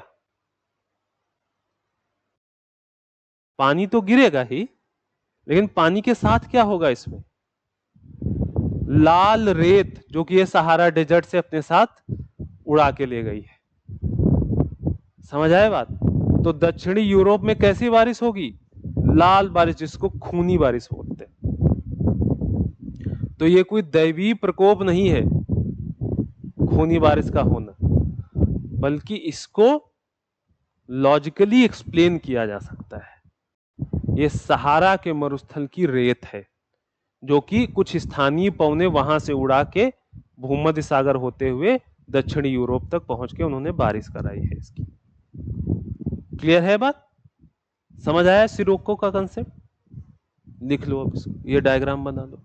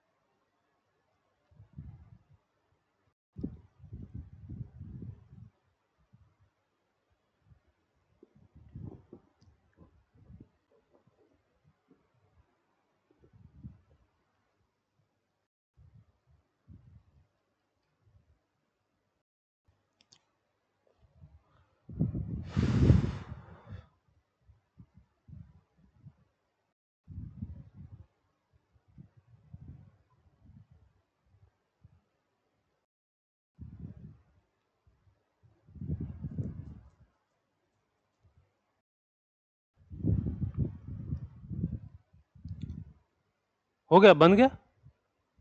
बन गया डायग्राम? लिखो। यह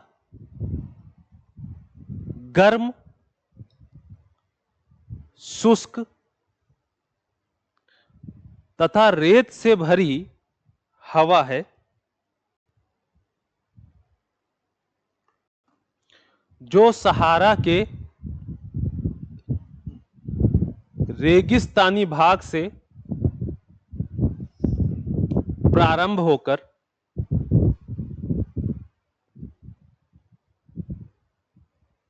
भूमध्य सागर की से बहते हुए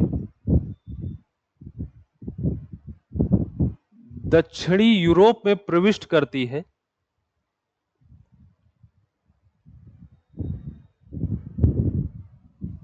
और यहां खूनी वर्षा या रक्त वर्षा का कारण बनती है?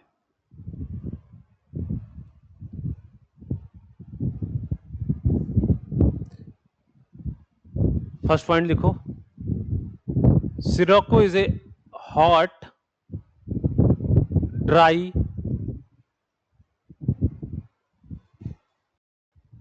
and filled with sand. Next, it starts its journey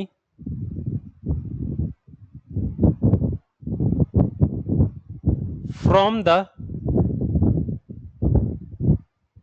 sandy Saharan desert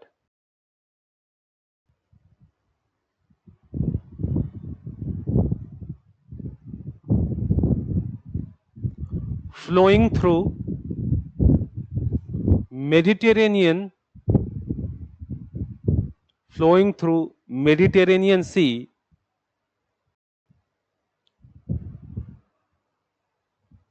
it becomes the reason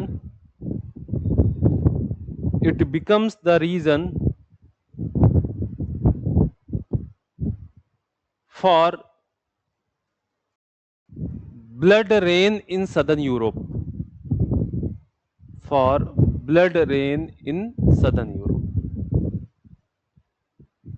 अब ये जो सिराको है, इसको अलग अलग कंट्री में अलग अलग नाम दिए गए हैं। ठीक, सहारा से दक्षिणी यूरोप की तरफ बहने वाली पवन को हमने क्या नाम दे दिया? सिरा। अब अलग अलग कंट्री में अलग अलग नाम दिए गए। जैसे इजिप्ट में, यह है इजिप्ट, यहां पे इसको नाम दिया गया खमसिन। ये नाम कहां है? इजिप्ट में। ठीक, ये जो यहां पे है स्पेन की तरफ बह रही, स्पेन की तरफ, इसको नाम दिया गया लिवेश, स्पेन में।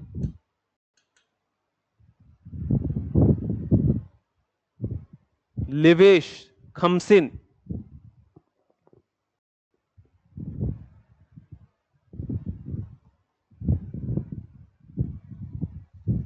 इधर है, अगर आप कंट्री के नाम देखें, लीबिया, ट्यूनीशिया।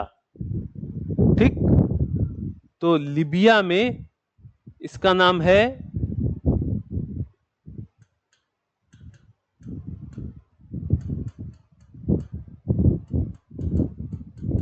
ट्यूनीशिया में चिली, लीबिया में घिबली। ये सब स्थानीय भाषाओं में नाम है। घिबली, चिली, लिवेश, खमसिन।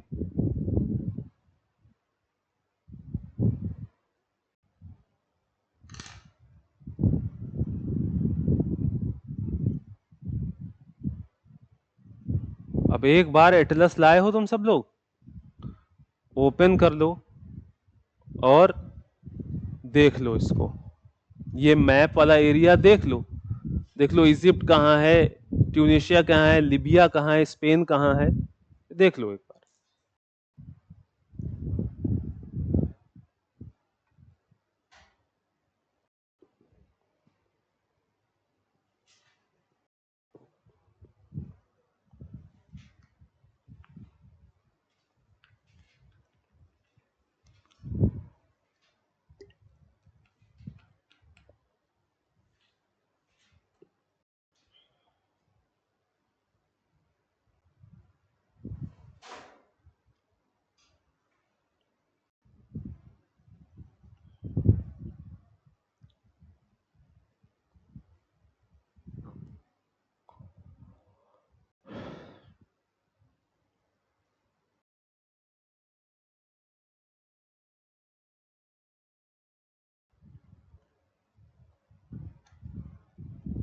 देख लिया?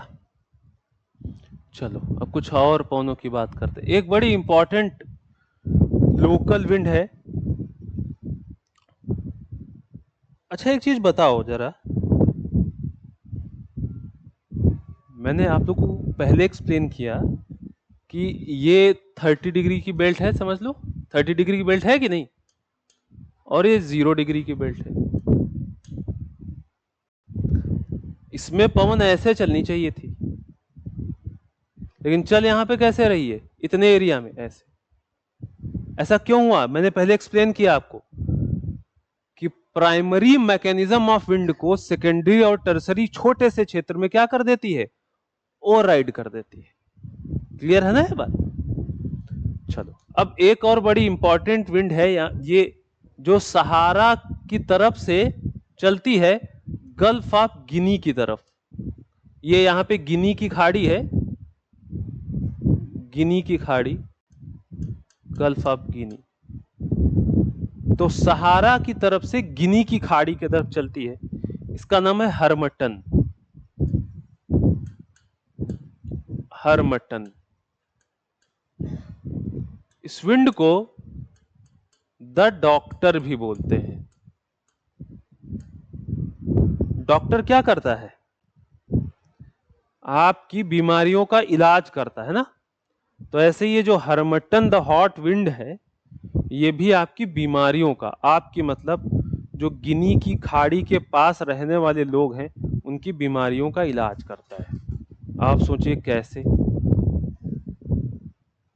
बताओ भाई। ये गिनी की खाड़ी वाला क्षेत्र है, ये सारा ओशन है इधर। यहां पे हरमटन बड़ी इंपॉर्टेंट विंड है। क्यों? गर्मी, बिल्कुल गर्मी से ज्यादा गर्म तो हरमटन विंड भी है। अभी तो आपको गर्मी लग रही है, एक ठीक बात है। अभी मॉनसून के महीने में गर्मी के साथ साथ क्या लगेगी?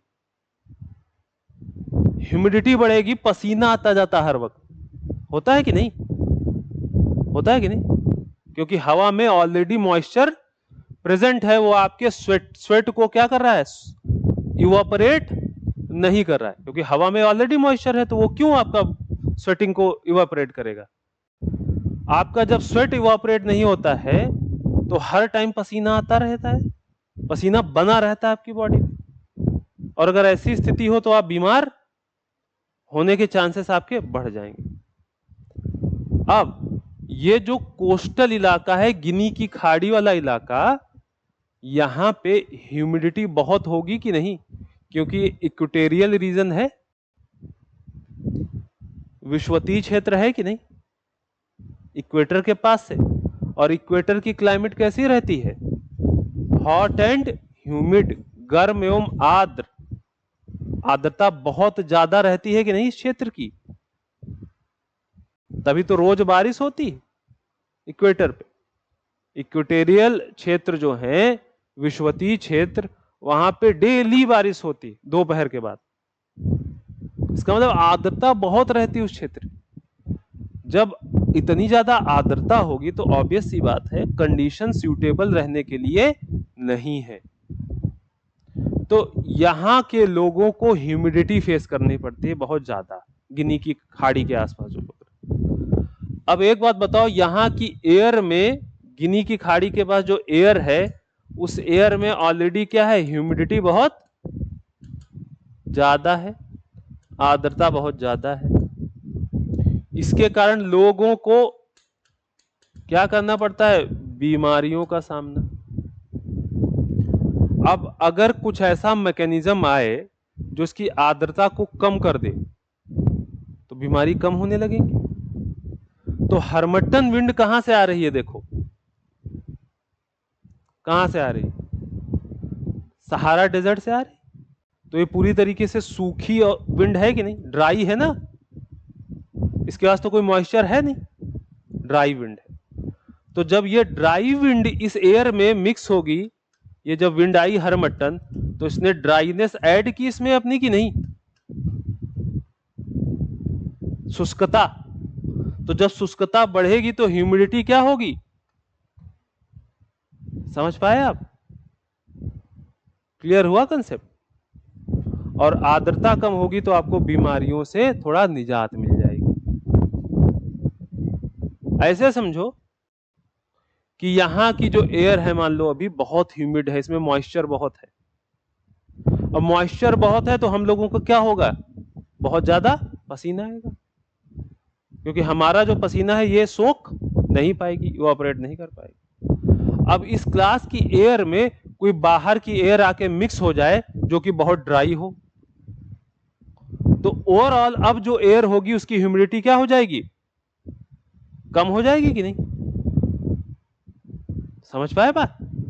तो हर्मटन ऐसी विंड है जो कि बहुत ड्राई विंड है। जब ये गिनी के तट पे पहुंचती है तो गिनी के तट के आसपास की ह्यूमिडिटी कम कर देती है, और जिससे लोगों को उससे निजात मिलती है, थोड़ा मौसम सही लगने लगता है। समझ आई बात? इसलिए इसको द डॉक्टर भी बोलते हैं। लिख लो उस चीज को, हर्मटन।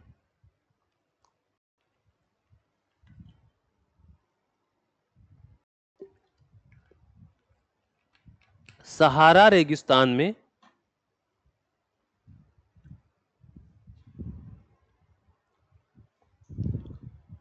उत्तर पूर्व से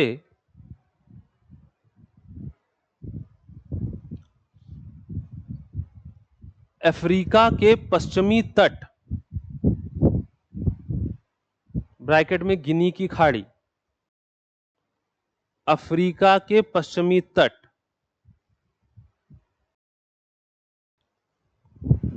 की ओर चलने वाली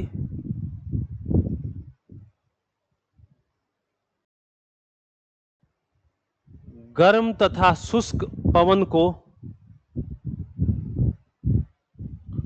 हर्मट्टन कहते हैं। Harmattan wind flows from north east of the Sahara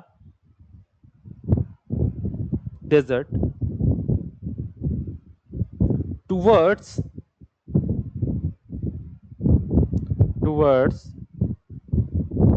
the western coast, bracket में Gulf of Guinea of Africa. Next point, यह शुष्क पवन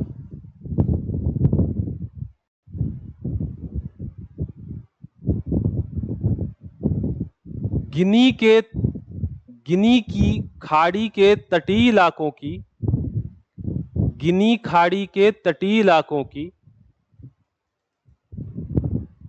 आर्द्रता को कम कर देता है,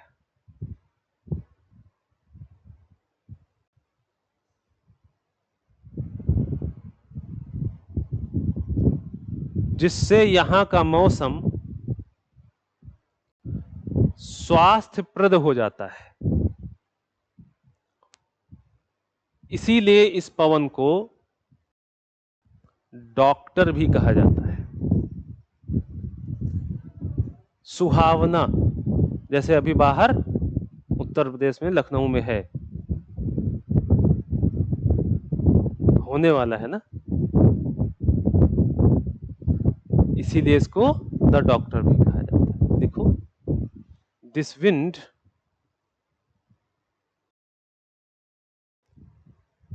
brings the humidity of Gulf of Guinea coast down.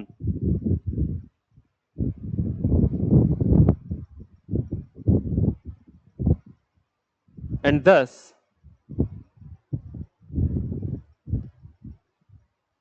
weather becomes less humid and pleasant.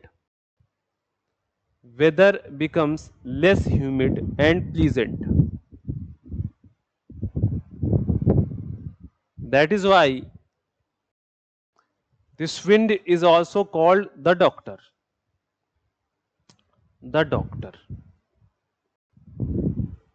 अब और कुछ लोकल पवनों की बात करें। बताओ भाई, एक पवन लोकल उत्तर भारत की अभी चल रही है, लू, है कि नहीं?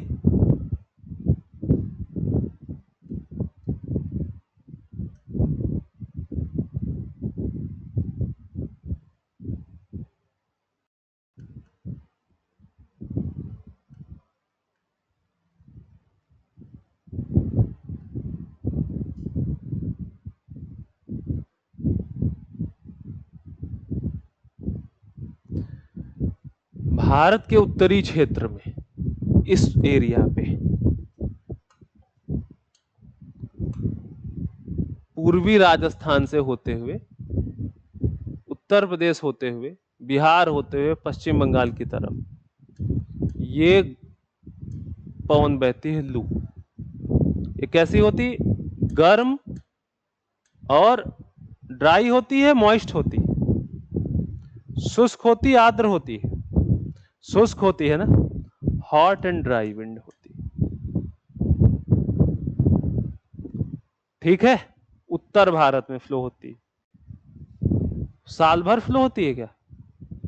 केवल गर्मी के सीजन में, समर सीजन में। ठीक है, तो लिख लो इस चीज को,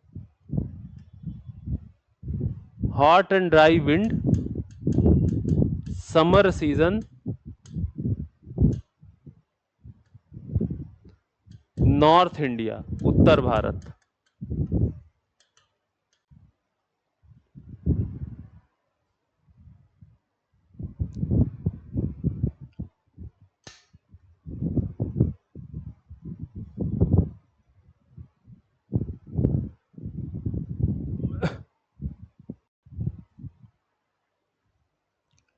लू। ऐसे ही और विश्व में कई जगह पे ये हॉट एंड ड्राई विंड्स हैं। पीसीएस में या यूपीएससी में भी आपको मैचिंग का क्वेश्चन पूछ सकते हैं। 4 विंड इधर दे देंगे और 4 कंट्रीज के नाम इधर दे देंगे और मैच करो, ऐसे क्वेश्चन बन सकता है आपको। तो जो मैंने आपको बुक बताई है 11th की फंडामेंटल्स ऑफ फिजिकल ज्योग्राफी, भौतिक भूगोल के सिद्धांत, उसमें लोकल विंड्स का चैप्टर दिया हुआ है, उसको एक बार पढ़ लेना, उसको भी एक बार पढ़ लेना। कुछ और विंड्स हैं, मैं उनके नाम बता देता हूं आप। जैसे ये जो नॉर्थ अमेरिका है, और एक बात ध्यान रखना, ये विंड्स रटने से नहीं होगा। रटने का मतलब ये है कि आपने नाम लिख लिया कि फोन कहां, स्विट्जरलैंड, ये तरीका सही नहीं होता है। आप मैप बनाइए, यूरोप का मैप बनाइए, चिनूक नॉर्थ अमेरिका मैप बनाओ, तब याद रहेगा। पूरा वर्ल्ड का मैप बना लो और उसमें जो विंड जहां पे फ्लो होती है वहीं पे ड्रॉ कर लो उसको। एक पेज में काम खत्म आपका। समझ पा रहे हैं? 2 पेन यूज कर लो। वार्म विंड को, गर्म वाली पवन को रेड से दिखा दो और ठंडी वाली पवन को ब्लू से दिखा दो या ग्रीन से दिखा दो। क्लियर है बात? ऐसे एक विंड यहां पे कैलिफोर्निया में, कैलिफोर्निया वाला इलाका जो है ये यहां पे फ्लो होती है, इसको बोलते हैं सेंटा आना। सेंटा आना, ये भी क्या है? हॉट एंड ड्राई विंड है, hot wind, warm wind. Santa आना, कैलिफोर्निया, सेंटा आना।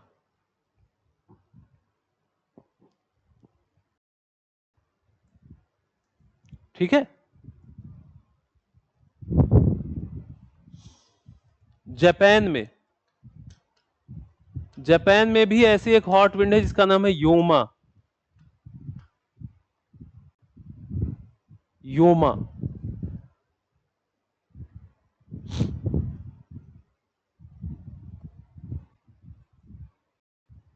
मध्य एशिया में, सेंट्रल एशिया में, सेंट्रल एशिया में एक ऐसी हॉट विंड है जिसका नाम है काराबूरम। काराबूरम, काराबूरम। ठीक है, ये मध्य एशिया में फ्लो होती है।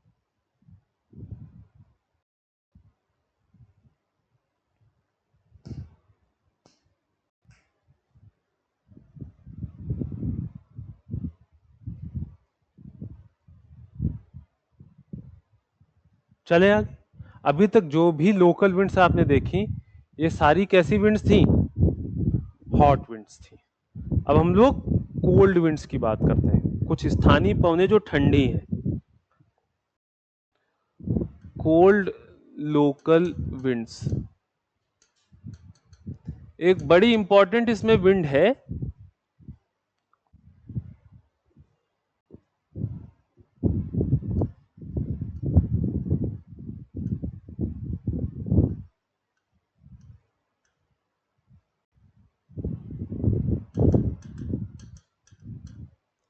ये है आपका फ्रांस।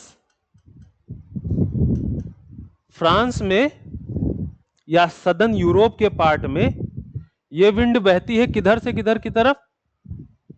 नदर्न यूरोप से सदर्न यूरोप, मेडिटेरेनियन सी की तरफ। इसको बोलते हैं मिस्ट्रल। ये है मिस्ट्रल।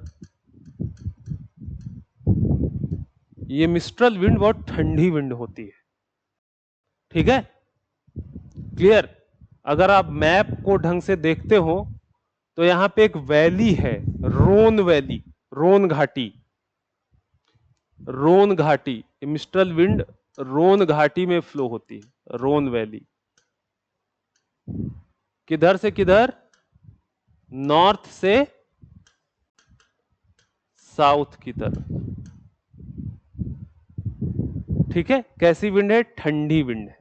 लिख लो मिस्ट्रल के बारे में, इंपॉर्टेंट है, मिस्ट्रल पूछ सकते हैं आपसे।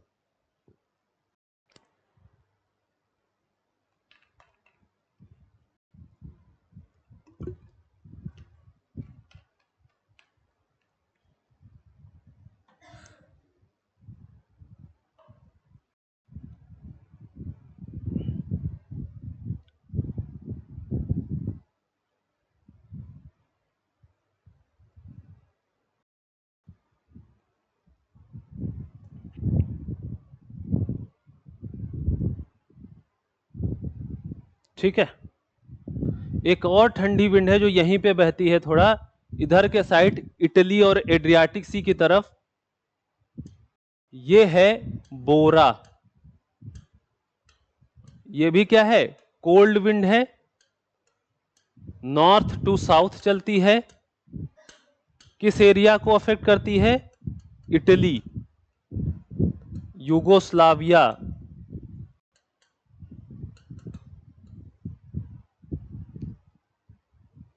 ठीक, बोरा।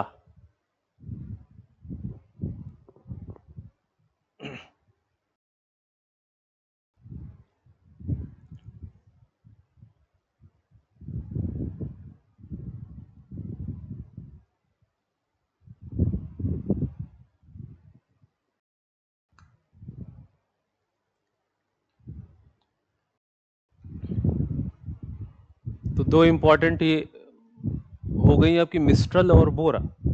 अगर आप पूरा वर्ल्ड ओवर देखेंगे तो पोलर लैटिट्यूड्स में ये आपका क्या है? वर्ल्ड मैप बना लीजिए। ये कनाडा का क्षेत्र है यहां, और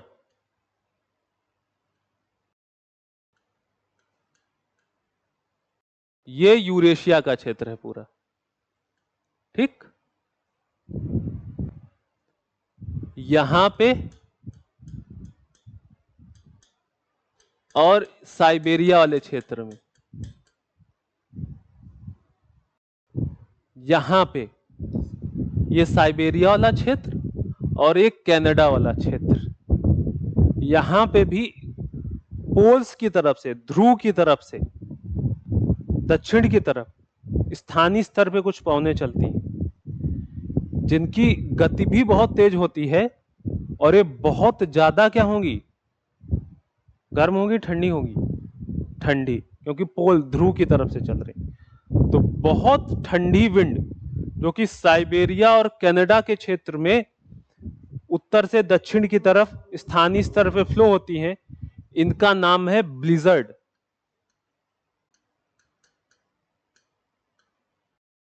ब्लिजर्ड, ब्लिजर्ड।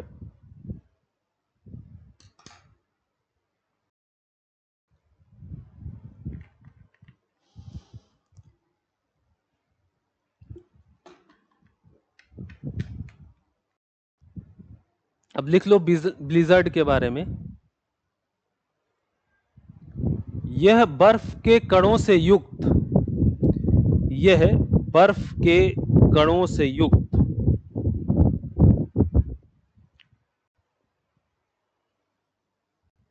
ध्रुवीय हवाएं हैं।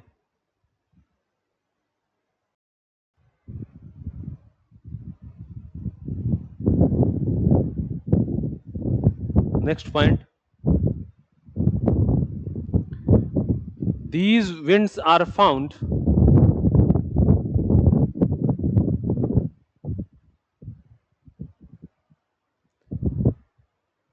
in Siberia, Canada and US। यह पवनें साइबेरिया, कनाडा और संयुक्त राज्य अमेरिका में पाई जाती।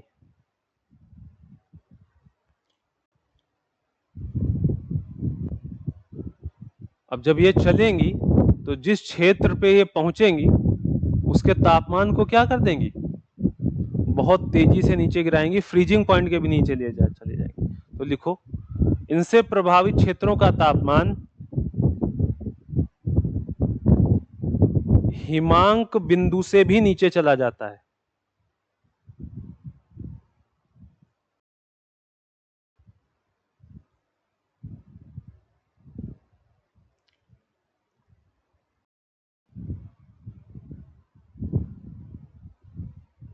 The areas affected by these winds face below freezing point temperature.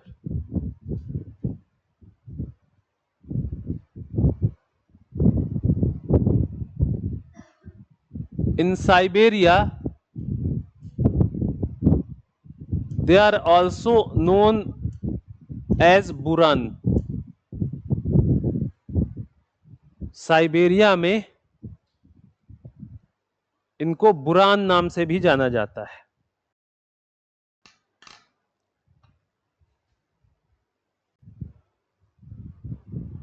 ठीक है, अब एक काम मैं आप पे छोड़ रहा हूं, आप क्या करेंगे, जैसा मैंने बताया, एक वर्ड मैप बनाओगे, उस वर्ड मैप पे रेड कलर का पेन इस्तेमाल करोगे वार्म विंड के लिए, और कोई भी दूसरा कलर कोल्ड विंड के लिए, और जहां पे चलती है एग्जैक्ट, ठीक, मान लो चिनूक, चिनूक, तो यहां पे मैप बना के वर्ड मैप बनाया है, सिनूक, यहां पे दिखाओगे आप चिनूक विंड, ऐसे खमसिन ये दिखाओगे, हरमट्टन ये दिखाओगे। समझ पा रहे हो बात को? तो पूरा वर्ड मैप बनाइए और इन सारी लोकल विंड्स को दिखाइए उसमें। थोड़ा और सर्च करिए और भी कुछ लोकल विंड्स जो मिले, खासकर दो एरियाज पे और देखिएगा। एक तो सदर्न अमेरिका, इसमें कई सारी लोकल विंड्स हैं। ऑस्ट्रेलिया, इसमें भी कई सारी लोकल विंड्स हैं, इनको भी देखिएगा, इनमें कौन सी लोकल विंड्स। जैसे यहाँ पे आपको पेम्पेरो मिलेगा, ब्रिक फिल्डर मिलेगा, देखिएगा जाके, थोड़ा सा काम करिएगा खुद से। तो ये काम आपको कल करके लाना है, ठीक है? बात समझ आई कि नहीं? चलिए फिर आज के लिए अब इतना ही रखते हैं।